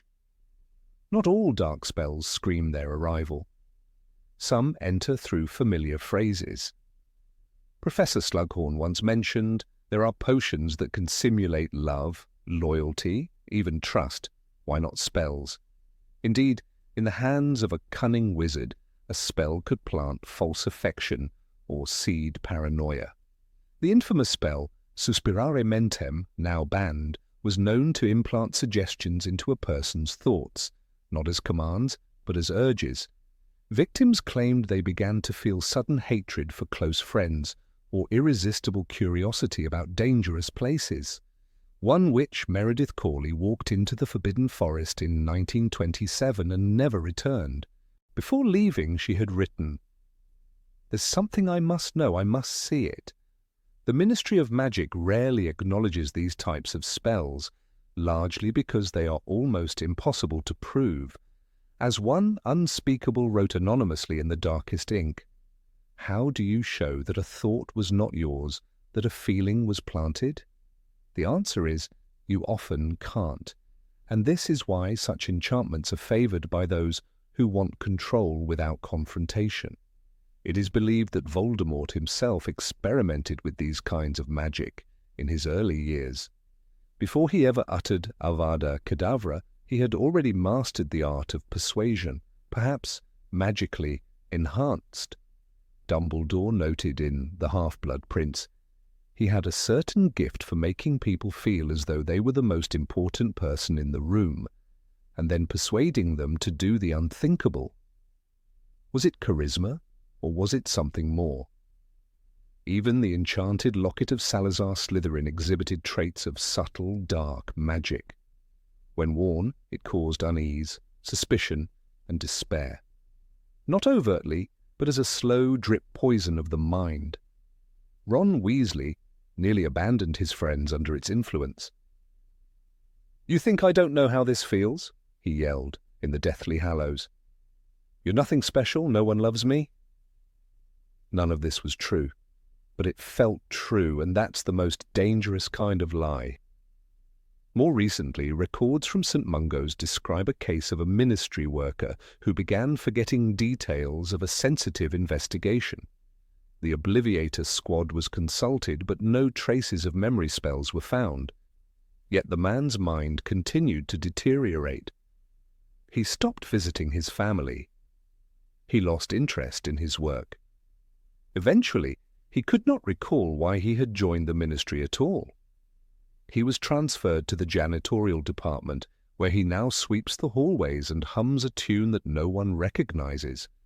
Some believe that the origin of such spells lies in ancient runes now considered dead language. These symbols, when carved into certain materials, are thought to emit enchantments without a wand. The cursed opal necklace in Half-Blood Prince may be an example. Its magic did not announce itself until touched, but who is to say it did not also influence from afar? Katie Bell was cursed by contact, yes, but had someone else already been drawn to it by a spell they could not name? There is evidence that these subtle spells were taught in secret during the early days of Hogwarts. Salazar Slytherin, distrustful of the other founders, may have compiled his teachings into what was later known as the Book of Shadows, a rumoured tome that vanished after the founders' falling out. Some say it was hidden in the Chamber of Secrets. Others believe it was split into pages and disguised as ordinary schoolbooks. A former caretaker, Apollonius Breg, claimed to have found such a page behind a wall tile near the Slytherin common room. He died mysteriously 3 days later, and no page was ever recovered. It would be a mistake to think all subtle curses are evil. Some were developed for protection. Wards that erase memory of a location unless the visitor is trusted. Enchantments that cloud the mind of anyone attempting to commit theft.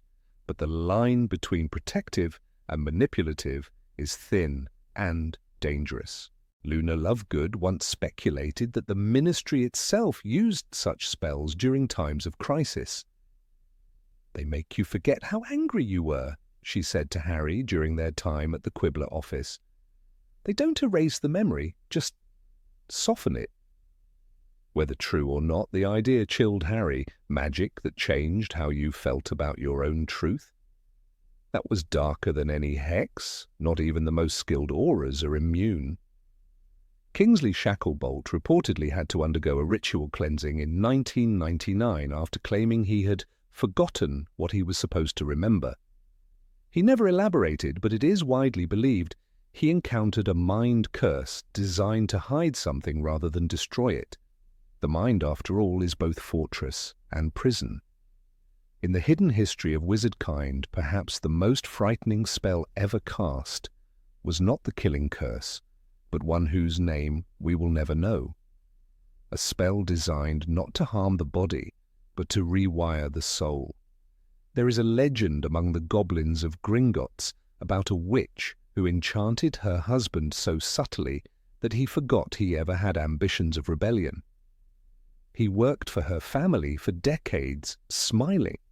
He died with a smile. His last words were, "Was there something else I meant to do?"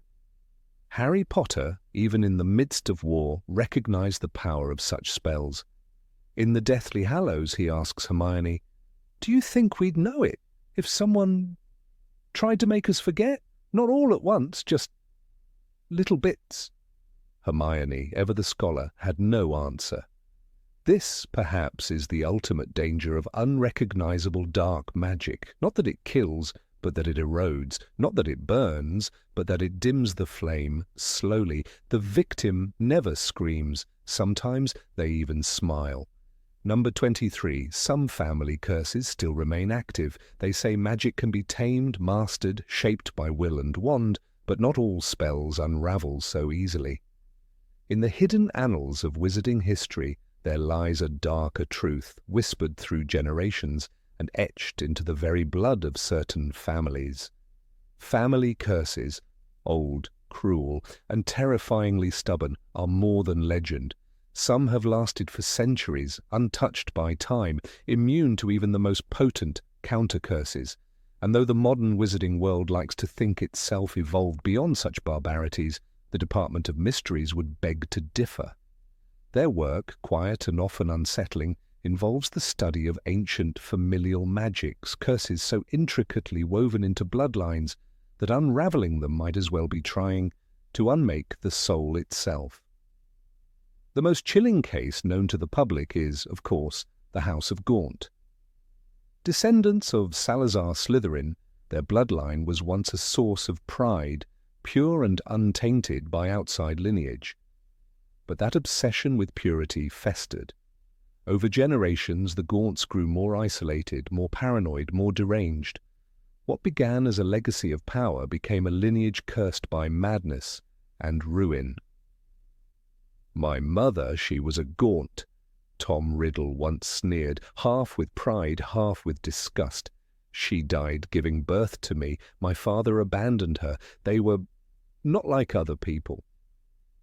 In that brief whisper of truth, the curse speaks. Historians now believe that the Gaunts were afflicted by a hereditary curse, rooted not merely in their character, but in a deliberate act of dark sorcery. The earliest record traces back to a Gaunt ancestor named Morphinus the Elder, who was said to have sealed a pact with an unnamed spectre in exchange for Slytherin's lost ring, a relic that, ironically, would later become a Horcrux. That pact, written in blood and sealed in fire, granted him knowledge and secrecy. But it demanded a toll. The firstborn of every generation would carry the seed of madness. And they did. Morphin Gaunt, uncle to Tom Riddle, could barely form coherent sentences, barking at imaginary foes and hissing to snakes in the dead of night. His sister Merope, once a girl of frail beauty, lived in such terror of her father and brother that she brewed a love potion simply to escape. These are not just broken people, they are the echoes of a curse passed down like an heirloom.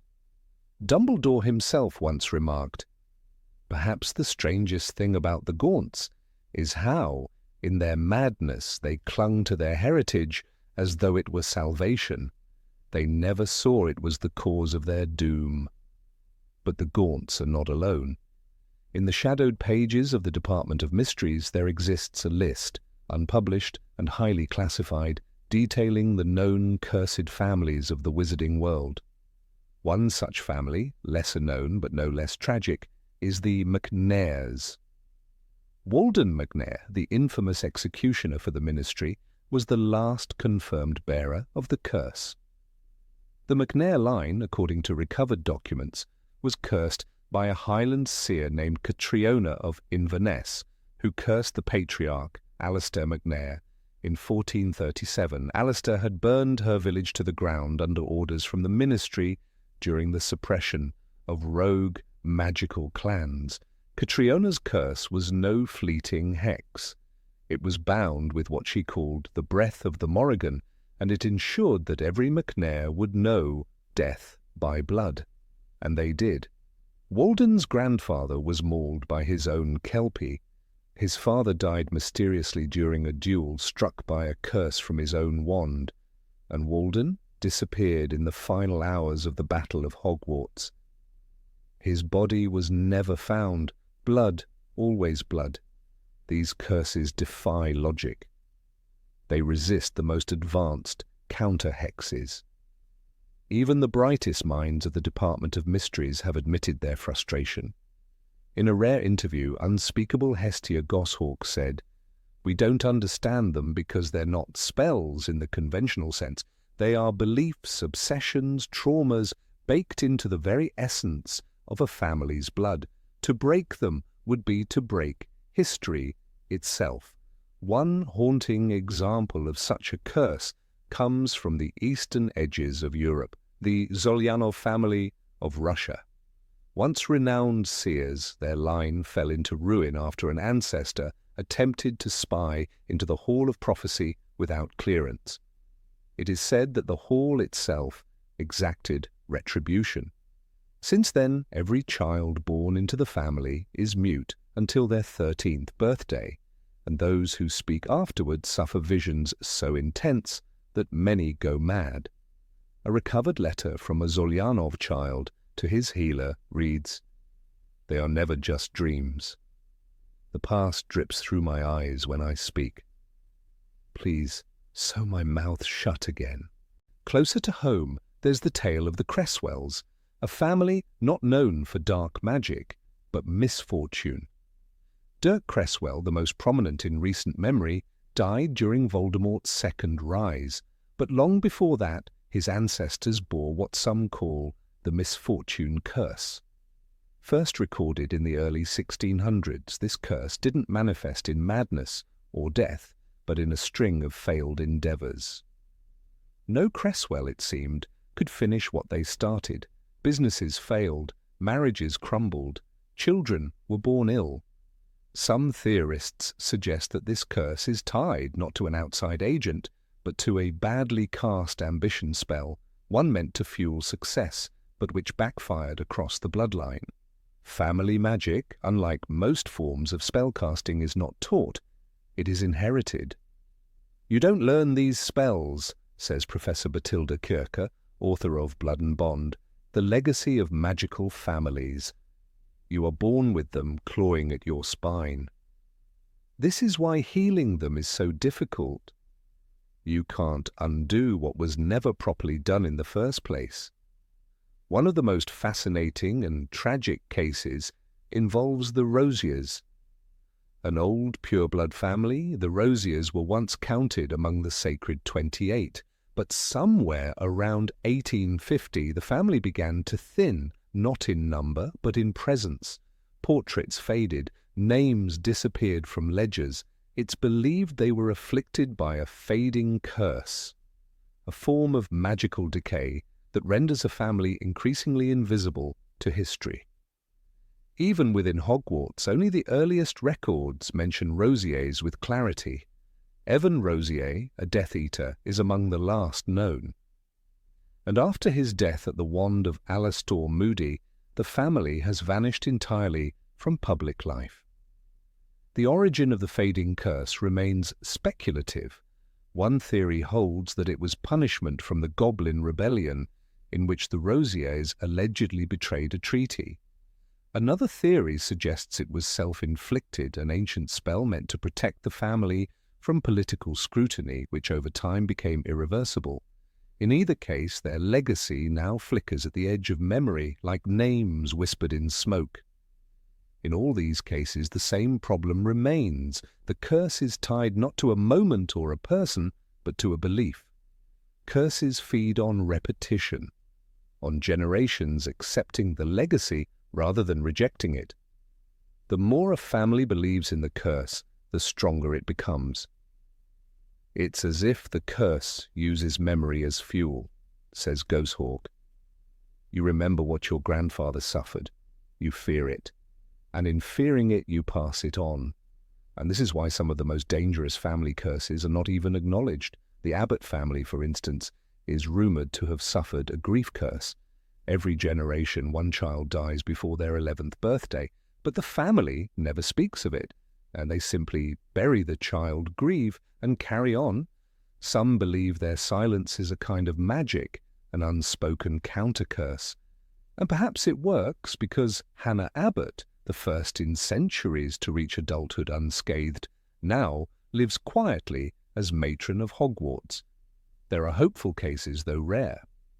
The Shafiqs, a family of Egyptian origin, were once plagued by a sandwalker's mark, a curse that caused members to age rapidly if they stepped beyond their ancestral land. The curse was broken only when Shafiq, an unspeakable herself, returned to the desert and sacrificed her magic entirely. Her line is now free, but none of her descendants bear wands, a fair trade, some say. Others call it a tragedy. Blood magic has always been controversial, but when it comes to family curses, it is inescapable. You can't run from blood, as the saying goes. Even those who change their names, hide their lineage, or burn their family trees often find the curse catches up. A name, after all, is just a word. Blood remembers. One final story lingers in the records. It is rarely spoken of, even within the Department of Mysteries. It concerns the Carrows, Amicus, and Alecto, known Death Eaters, but the curse predates them by centuries. According to a confiscated diary, the Carrows were cursed not by outsiders, but by one of their own, a daughter named Elora, born in 1273, who was gifted with foresight. When her family married her off for power, ignoring her pleas of danger, she cast a final curse upon their name. May your ambition be your end. Since then, nearly every Carrow has died seeking power and failing. The cycle continues. Family curses are not simply magic, they are mirrors. They show us the rot we refuse to face, and until that rot is cut out, magic will do what it does best, endure. Number 24. Dark potions are as dangerous as spells. They say that dark magic leaves marks, not just on the body but on the soul.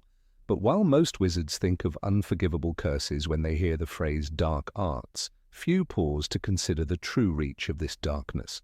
Spells like the Cruciatus Curse or Avada Kedavra are direct and flashy, easily identifiable, easily punished. Potions, however, are subtle, patient, sometimes silent, and in many ways far more insidious.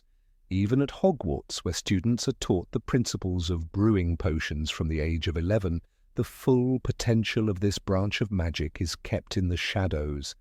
A well-brewed potion can heal a shattered bone, steal a man's memories, or grant temporary immortality.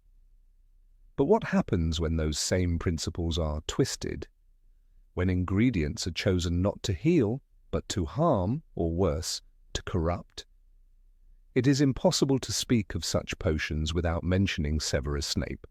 The former potions master of Hogwarts and one of the most enigmatic figures in the Second Wizarding War, Snape had a reputation for cruelty and brilliance in equal measure. "Turn to page 394, he once instructed coldly, reducing a classroom to silence with just 4 words. He was feared, yes, but he was also respected. For beneath his cold exterior lived a mind that understood potions more intimately than most living wizards. There were whispers, always whispers, about the brews he created behind locked dungeon doors. Recipes that were never taught in class, formulas never recorded in textbooks. Some say he kept them in a hidden journal, written in the same cramped handwriting found in the margins of an old potions book once owned by a certain half-blood prince.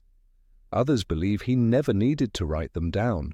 He remembered everything, the quantities, the timing, the smell of a potion as it turned deadly.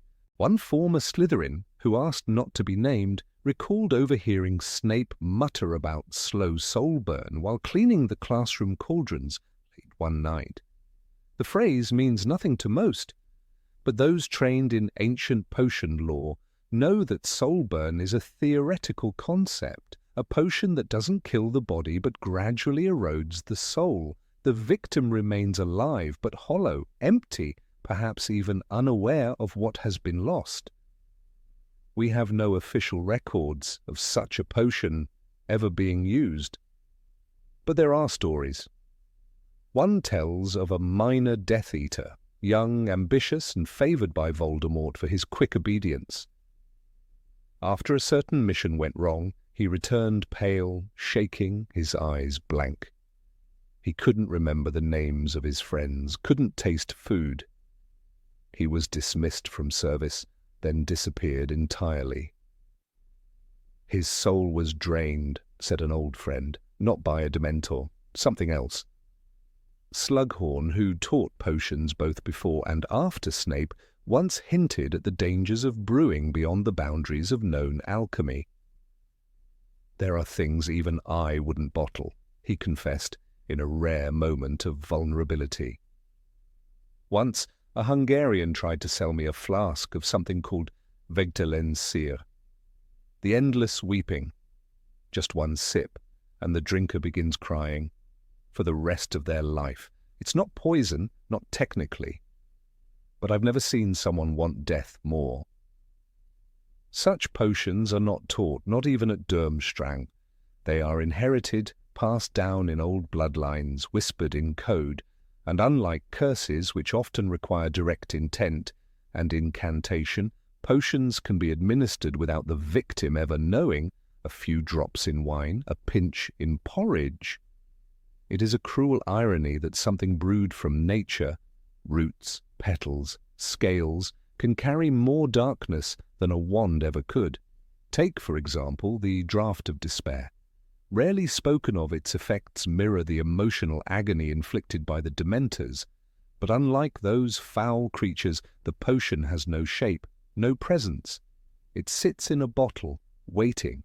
When consumed, it draws from the drinker's own mind, amplifying their worst fears, forcing them to relive their deepest traumas in endless repetition. Some recover, others never do.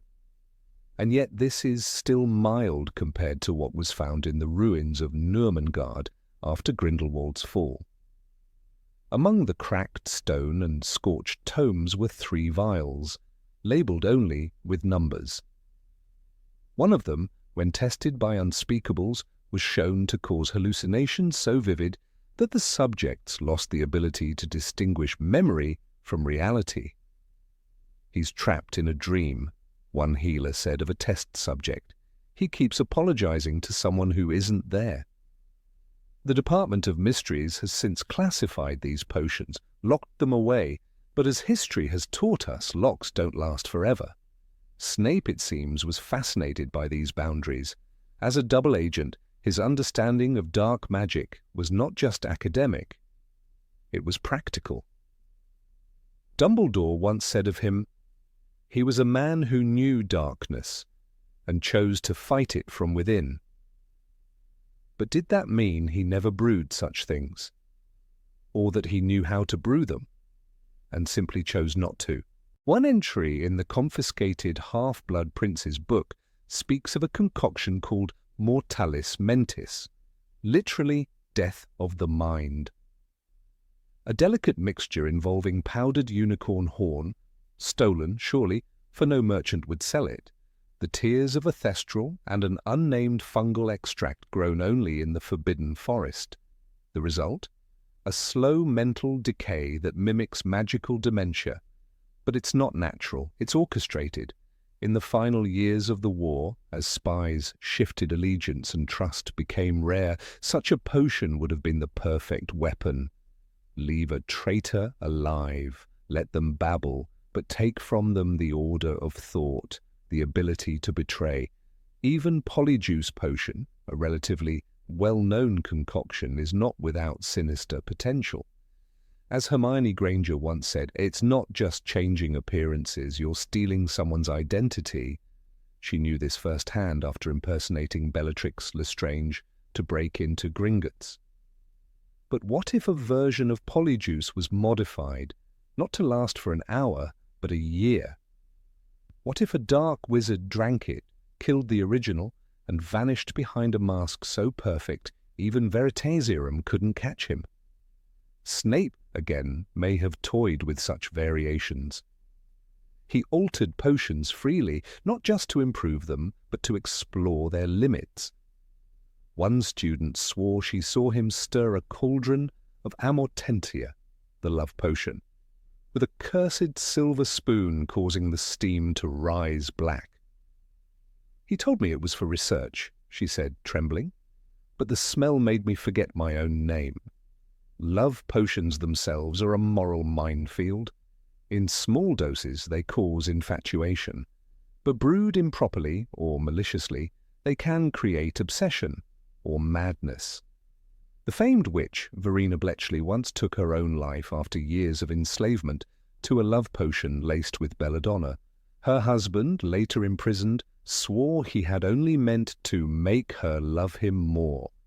One must not forget the tale of rancorous Carpe, a minor historian who attempted to recreate the draught of peace with darker intentions. He failed, but not before testing it on himself. The potion numbed him entirely. No fear, no joy, no sadness. He sat there, a neighbor remembered, watching his house burn down, not moving a muscle. Why then are these dangers not better known? Why are students still taught potions as if they were merely recipes in a cookbook? Because the dark arts are always disguised as curiosity. No one begins with murder, they begin with questions. What happens if I add this? What if I double the amount? What if I brew it under moonlight? By the time the answer is horrifying, it's already too late. It's worth noting that Voldemort himself, though obsessed with immortality, rarely used potions in the traditional sense. His use of alchemy was crude, focused solely on the Horcruxes, a different kind of brew, if it can even be called that. Yet even he, according to Regulus Black's notes, protected one of his Horcruxes with an inferi-infested lake and a potion that caused unbearable thirst and hallucinations. The potion was never identified. Dumbledore drank it and screamed. "Water," he whispered. "Please, water." Not for himself, but for imagined pain in others. The potion showed him visions, tortured him, drove him to the edge. And that was the work of a Dark Lord with no particular skill in potions. Imagine then what a true master could do. Imagine someone like Snape or someone worse. There are rumors that after the war, certain shelves in the Hogwarts dungeons were sealed, not by padlocks, but by spells ancient and unspoken. Not even Headmistress McGonagall would comment on their contents. One aura, after a routine inspection, described the feeling inside the room as a kind of cold that clings to your bones. The dark arts are not only cast with wands, they are brewed in silence, bottled in glass, and sometimes offered with a smile. So the next time someone speaks of curses, remember, a curse might kill you. But a potion could change you into something worse, something no longer yourself. And that is the true power of the cauldron. Number 25. Portraits can carry dark enchantments. Most portraits in the wizarding world are harmless, amusing relics of the past, echoes of Hogwarts founders or former headmasters, flitting between frames and grumbling about modern students. But hidden in the shadowy corners of the magical world are darker rumors, tales of cursed canvases, bewitched oils, and eyes that do more than follow, they devour. While magic often seeks to preserve memory, the same enchantments twisted by ill intent can preserve something far more sinister. In the year 1763, a small private school of magic in Dorset was mysteriously abandoned. When ministry officials finally arrived, they found the building overrun with vines and silence. Inside the grand hallway hung a dozen portraits. Their eyes moved, yes, but they never spoke. That is, until a young unspeakable leaned too close to one, inspecting its aged brushwork. He later described the sensation. It whispered in my head, not words exactly, just feelings, rage, hunger. He was found the next morning weeping in the courtyard, unable to say his own name. This tale was dismissed, like so many others, as paranoia and the side effects of ancient magical decay. But those who study enchanted portraits know better. Phineas Nigellus Black, whose portrait resides in the headmaster's office at Hogwarts, once warned Harry Potter directly, "I am not required to tell you anything, Potter, and I rather enjoy watching you flail." It was a joke, or so it seemed. But what if a portrait did not merely carry the personality of the deceased, but a trapped echo of their darker intentions? Some portraits, especially those made in the era of Grindelwald's rise, were intentionally designed as vessels.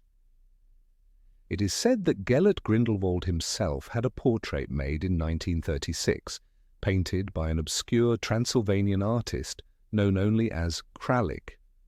The portrait was never seen in public, but rumours suggest it was kept hidden beneath Nurmengard. The painter vanished shortly after delivering the piece. A note left in his studio simply read, "He wanted more than colour, he wanted breath."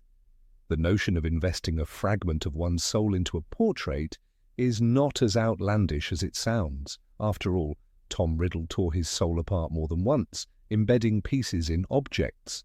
Portraits infused with enchantments that mimic life could serve as temporary soul anchors, especially for those seeking immortality without the blood-soaked horrors of a full Horcrux. The key difference, however, is that these cursed portraits are parasitic.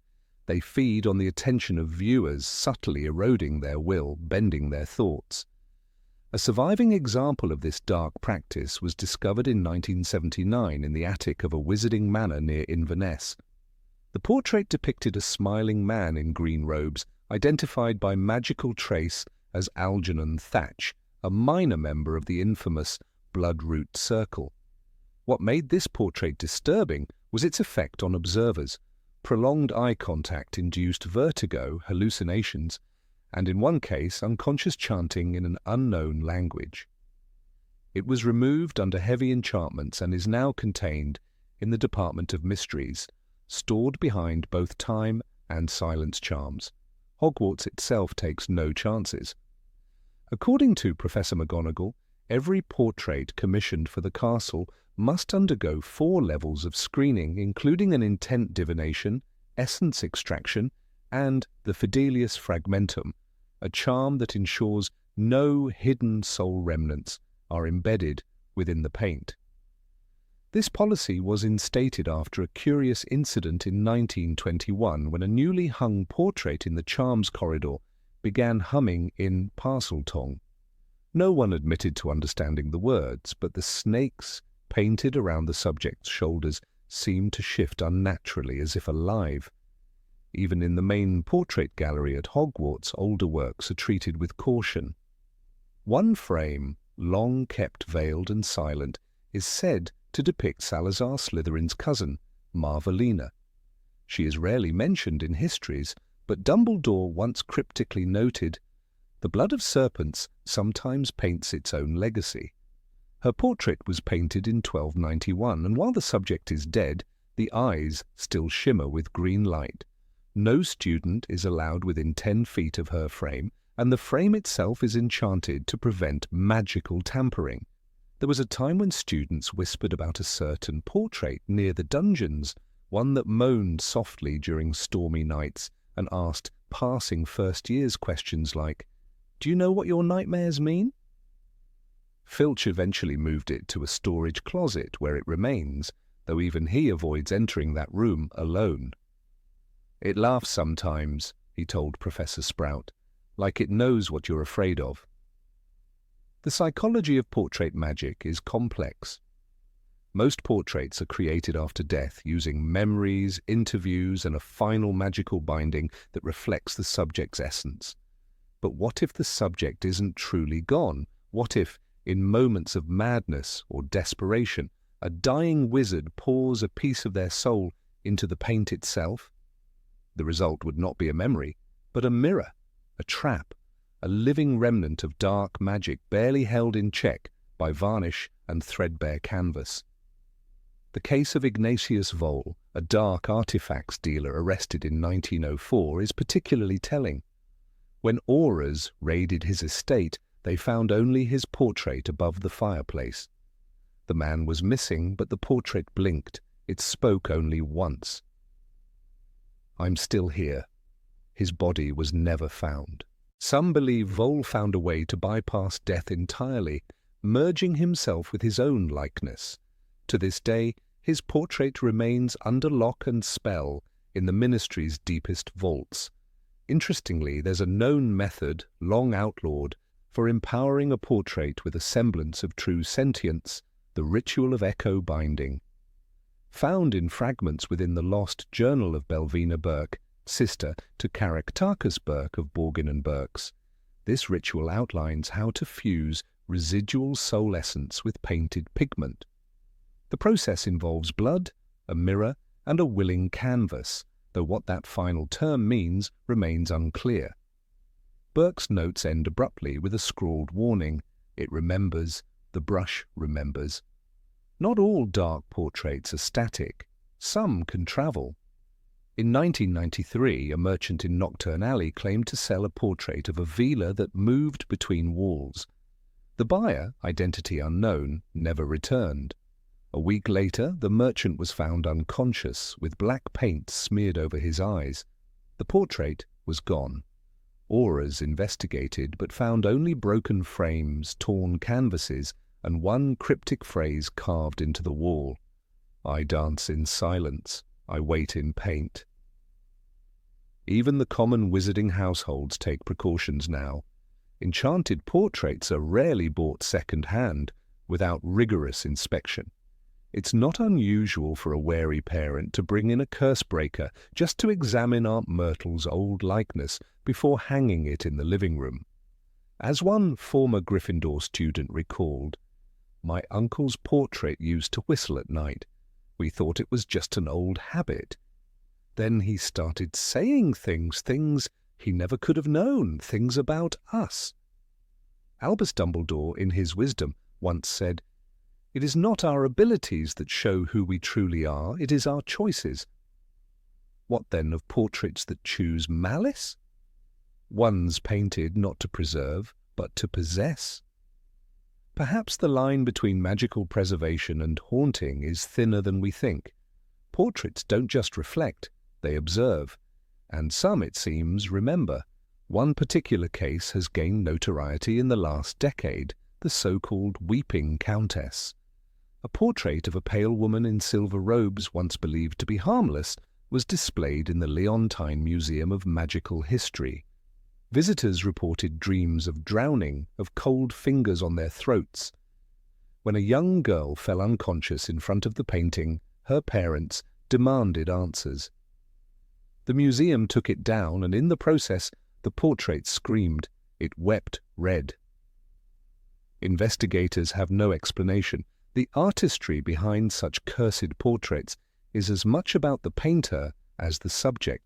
Some artists, drawn to the allure of forbidden knowledge, seek to channel more than talent. In 1871, a painter named Eustace Meyer vanished after completing a portrait for a dark warlock in the Alps. His journal, found years later in a hidden chamber, included the line, "I didn't paint him, I freed him."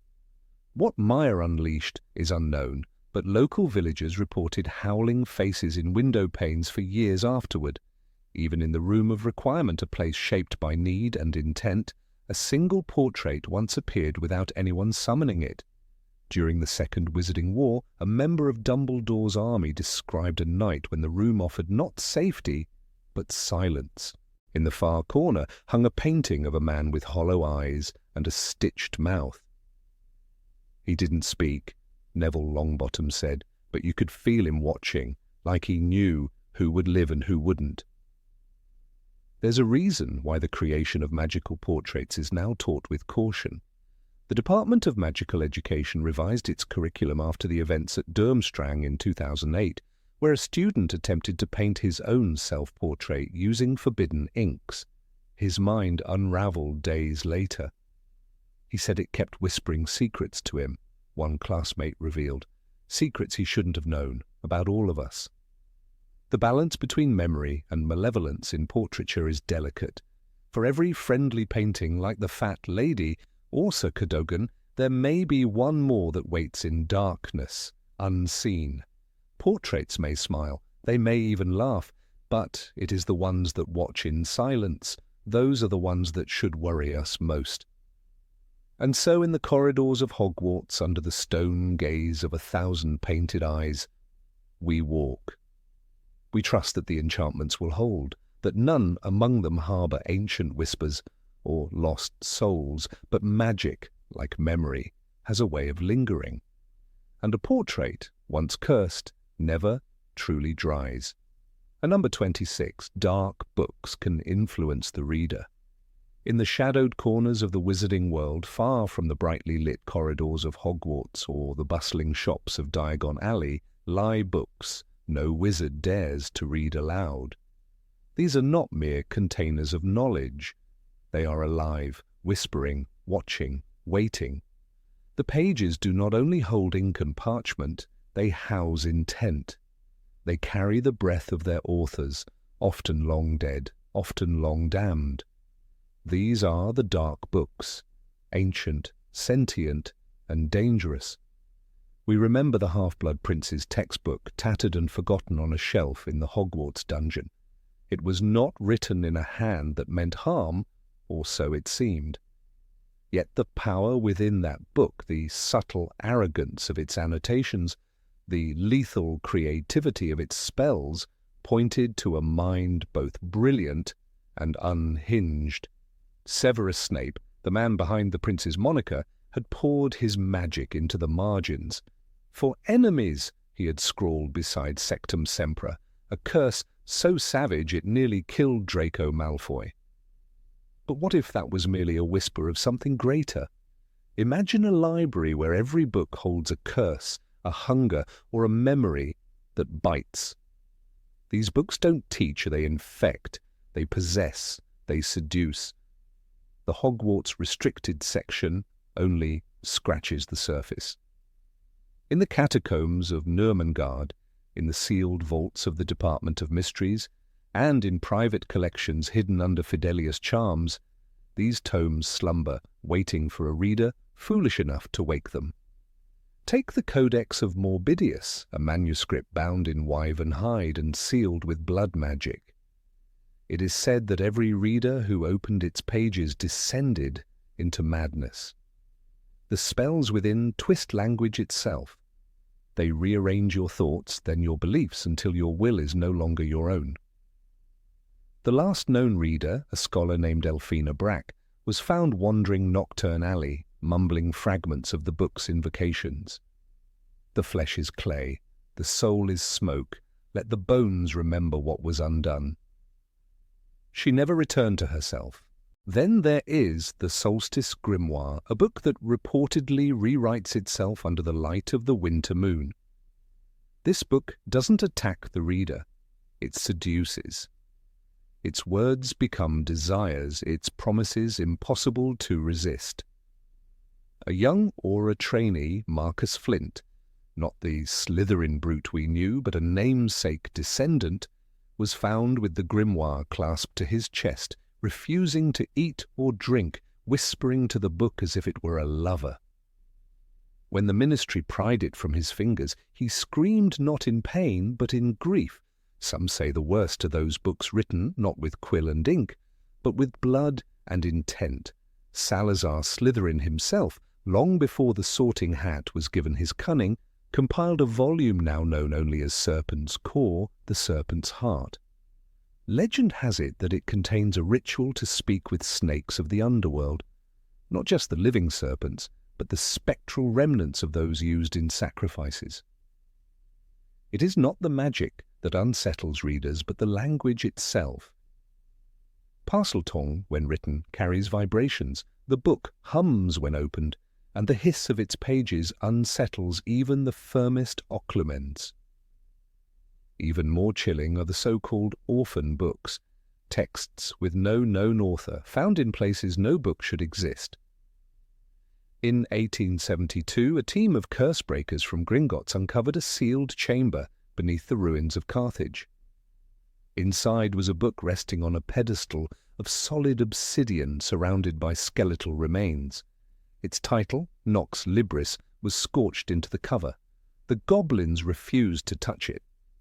When the lead witch, Clarissa DeWitt, attempted to lift it with her wand, her hand blackened instantly. The book remains unstudied, untouched, and locked behind 14 curses in the vaults beneath Gringotts. These books do not want to be read, they want to be believed. The very act of opening such a book is an invitation, a pact between reader and page. Consider The Song of the Hollow Hour, a book composed entirely of poetry written during magical trances. Every stanza is a spell, and the book sings to its reader in a voice that is their own. Dolores Umbridge, during her tenure at the Ministry, sought to weaponize such texts to interrogate suspected rebels. The test subject, a captured werewolf, read the book aloud under veritaserum and began to weep uncontrollably, uttering confessions of crimes he had not committed. 3 days later, he bit through his own tongue in his cell. The book was burned, or so they claim. Harry Potter, even in his youth, knew the allure of dangerous knowledge. The Half-Blood Prince's book wasn't simply useful. It was intimate. It felt personal. "It's like he's talking to me," Harry once told Hermione, to which she replied, "That can be a dangerous thing, Harry." She was right. The moment Harry used Sectum Sempra, he crossed into magic that wounds with intent. It was not the spell alone, but the shadow of its creator that lived on in that book. There are whispers in Ravenclaw Tower about a mirror-bound book called The Thought That Walks. It is said to contain the unfinished dreams of its original owner, a woman named Alethea Ravenspell, who reportedly died before completing her final enchantment. Students say the book reflects the reader's hidden thoughts, not just their fears, but their cruelest hopes. A 7th year once read a single page and never spoke again. He stared out the window, murmuring, "I saw what I would become and I couldn't look away." Books like these are not merely tools of learning, they are artifacts of will. In some cases, they are horcruxes in disguise. Not every soul-splitting requires ritual murder. Some can be embedded in ideas. What if a truly dark wizard, someone like Gellert Grindelwald, poured a sliver of his ambition into a book, a memoir, or a treatise on magical philosophy?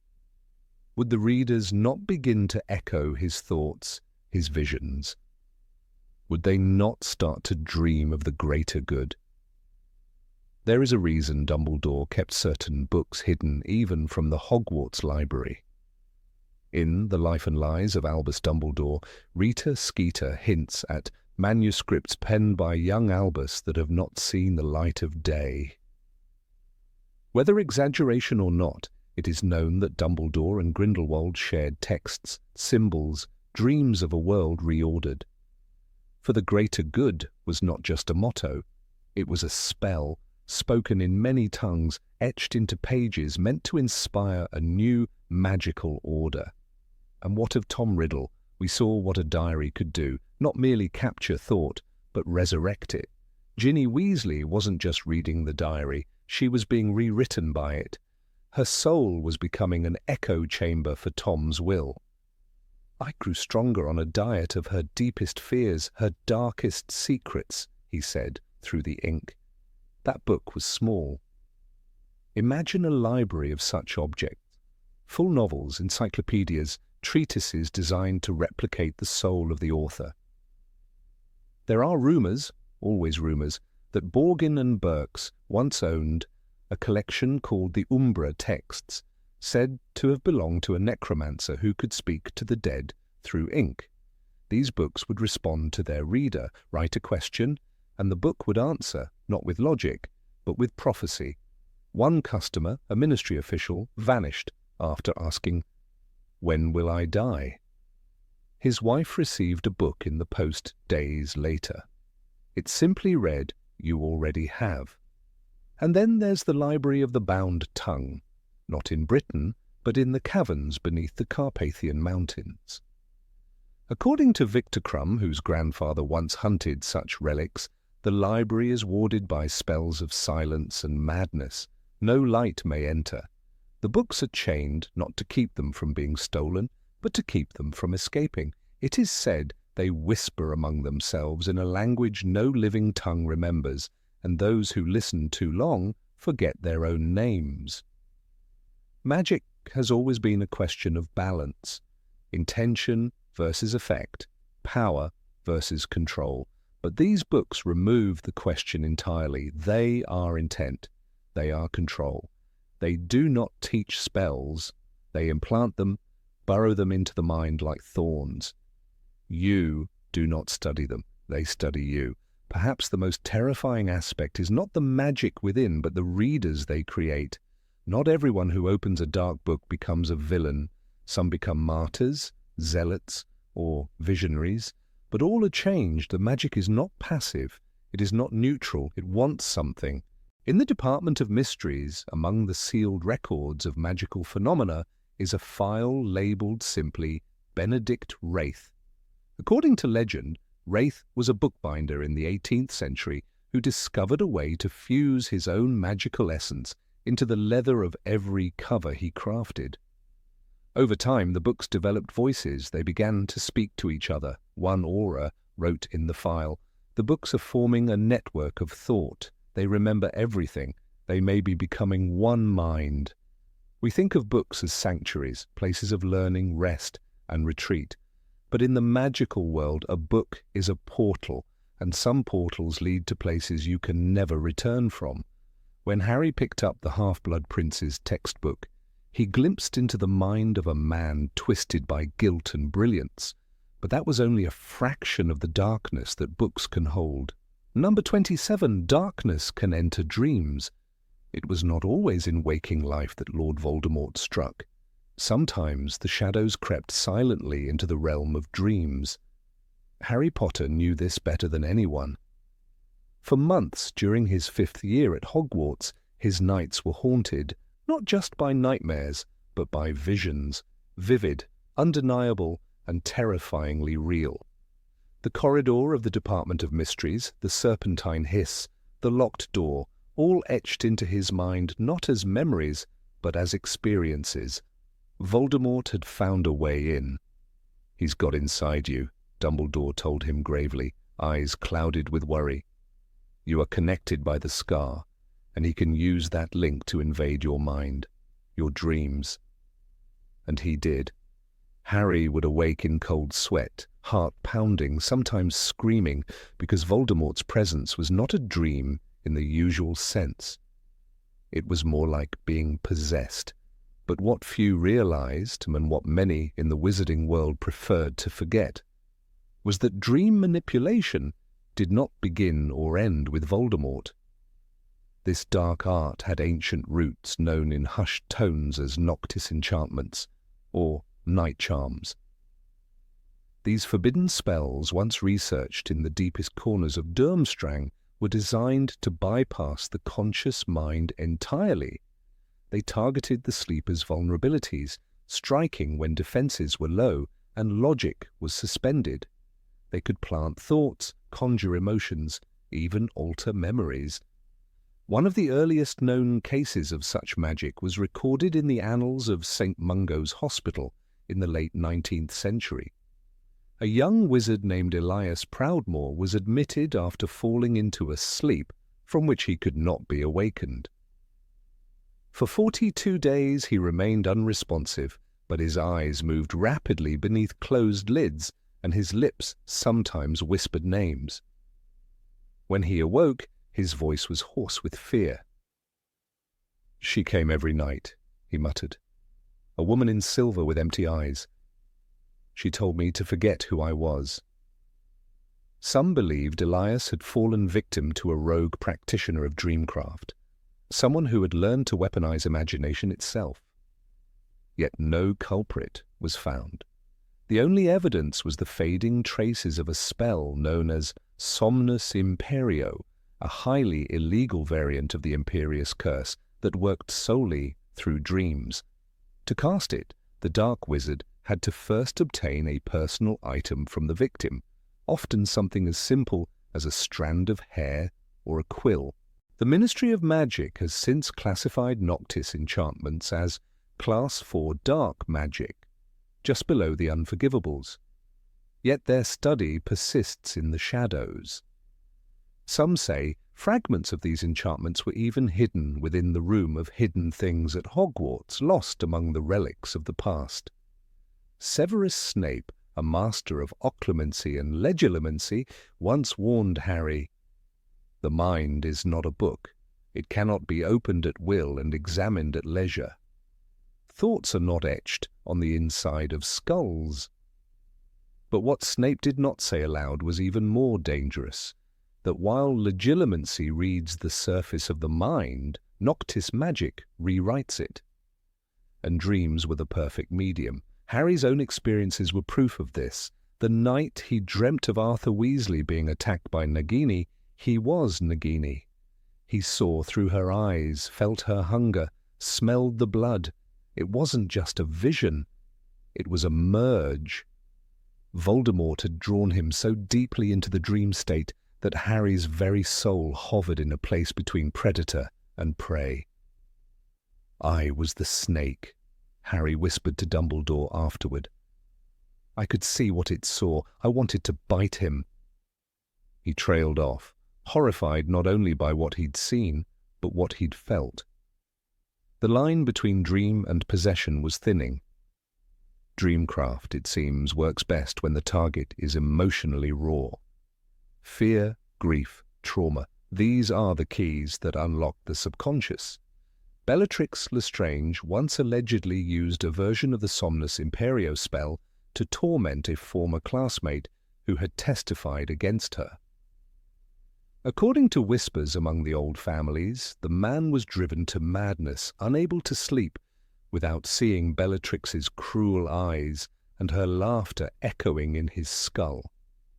He vanished shortly after the war. Even Albus Dumbledore, known for his formidable mental defences, was wary of dream invasion. He insisted that the headmaster's office be lined with nemograss, a rare herb believed to stabilize dream boundaries. He also personally trained Harry in occlumency, though reluctantly, and with Snape's reluctant aid. It was occlumency that could shield the mind from external assault, waking or dreaming. "It requires constant vigilance," Snape told him, tone harsh and eyes narrow. "Emotions make you weak. Close your mind, Potter, or he will use your dreams against you." But occlumency was as much emotional discipline as magical technique. Harry, reeling from Sirius's death and isolation, struggled to master it. In contrast, Lord Voldemort, a master manipulator of minds, had spent decades perfecting his craft.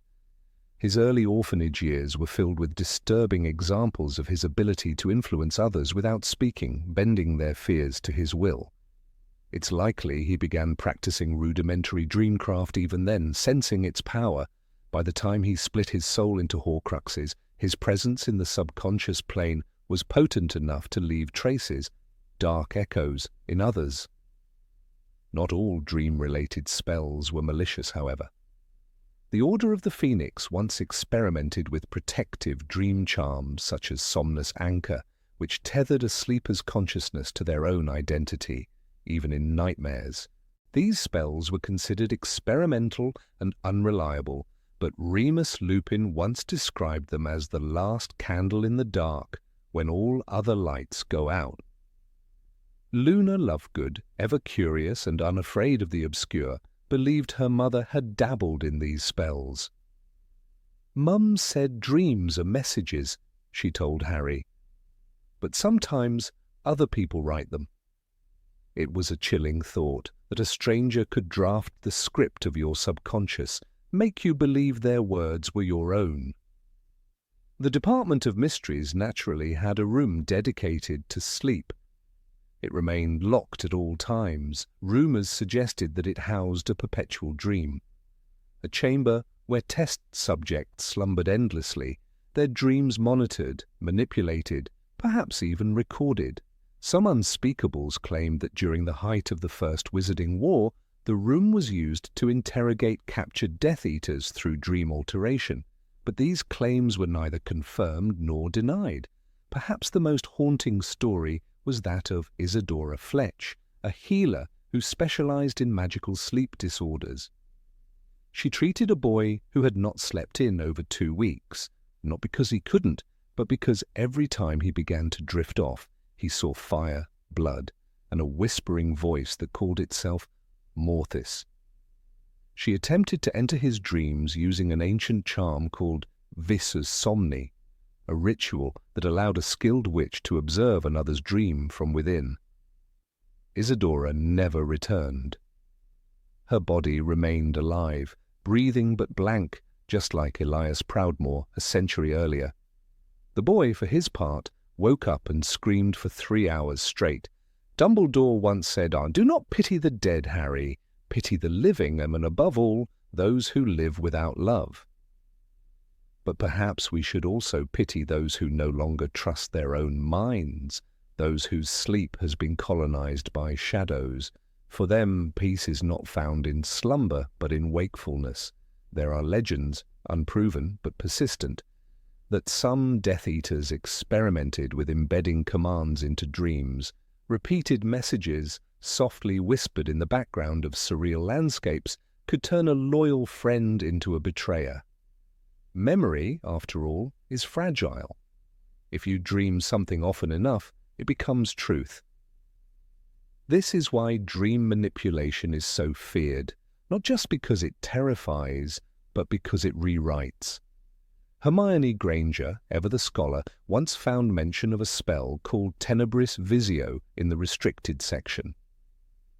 It creates a false dreamscape, she explained, where the victim believes they're living their real life, but events are controlled by the caster. Imagine spending years in a world that isn't real, waking up with no idea what's true. The spell required powerful intent, immense magical focus, and a deep understanding of the victim's psychology. It was banned after 3 students disappeared during experiments at the now-defunct Orbis Academy in 1847. Harry would sometimes wake with Voldemort's laughter echoing in his skull, even during times of relative calm. He began to fear not just sleep, but his own thoughts. It was only when he learned to shut the door, to refuse entry, that the dreams ceased. Occlumency gave him that key. And yet even years later he sometimes paused, before sleeping, wondering, is the door still closed? Dreams were once seen as prophecy, as when Sybil Trelawney cried, "The one with the power to vanquish the Dark Lord approaches." But they are just as often traps, illusions crafted to deceive, distort, and dominate. Voldemort knew this, and so did those who came before him. The battlefield is not always physical. Sometimes it is a corridor in your mind, a whisper in your sleep, a vision too vivid to ignore. In the war against darkness, it is not enough to shield your home or your heart. You must shield your mind, for if the enemy can walk your dreams, then you are never truly safe. And so when Dumbledore urged Harry to learn occlumency, it was not only to block Voldemort, it was to reclaim his own thoughts, to make the night his own again, to sleep, finally, without fear.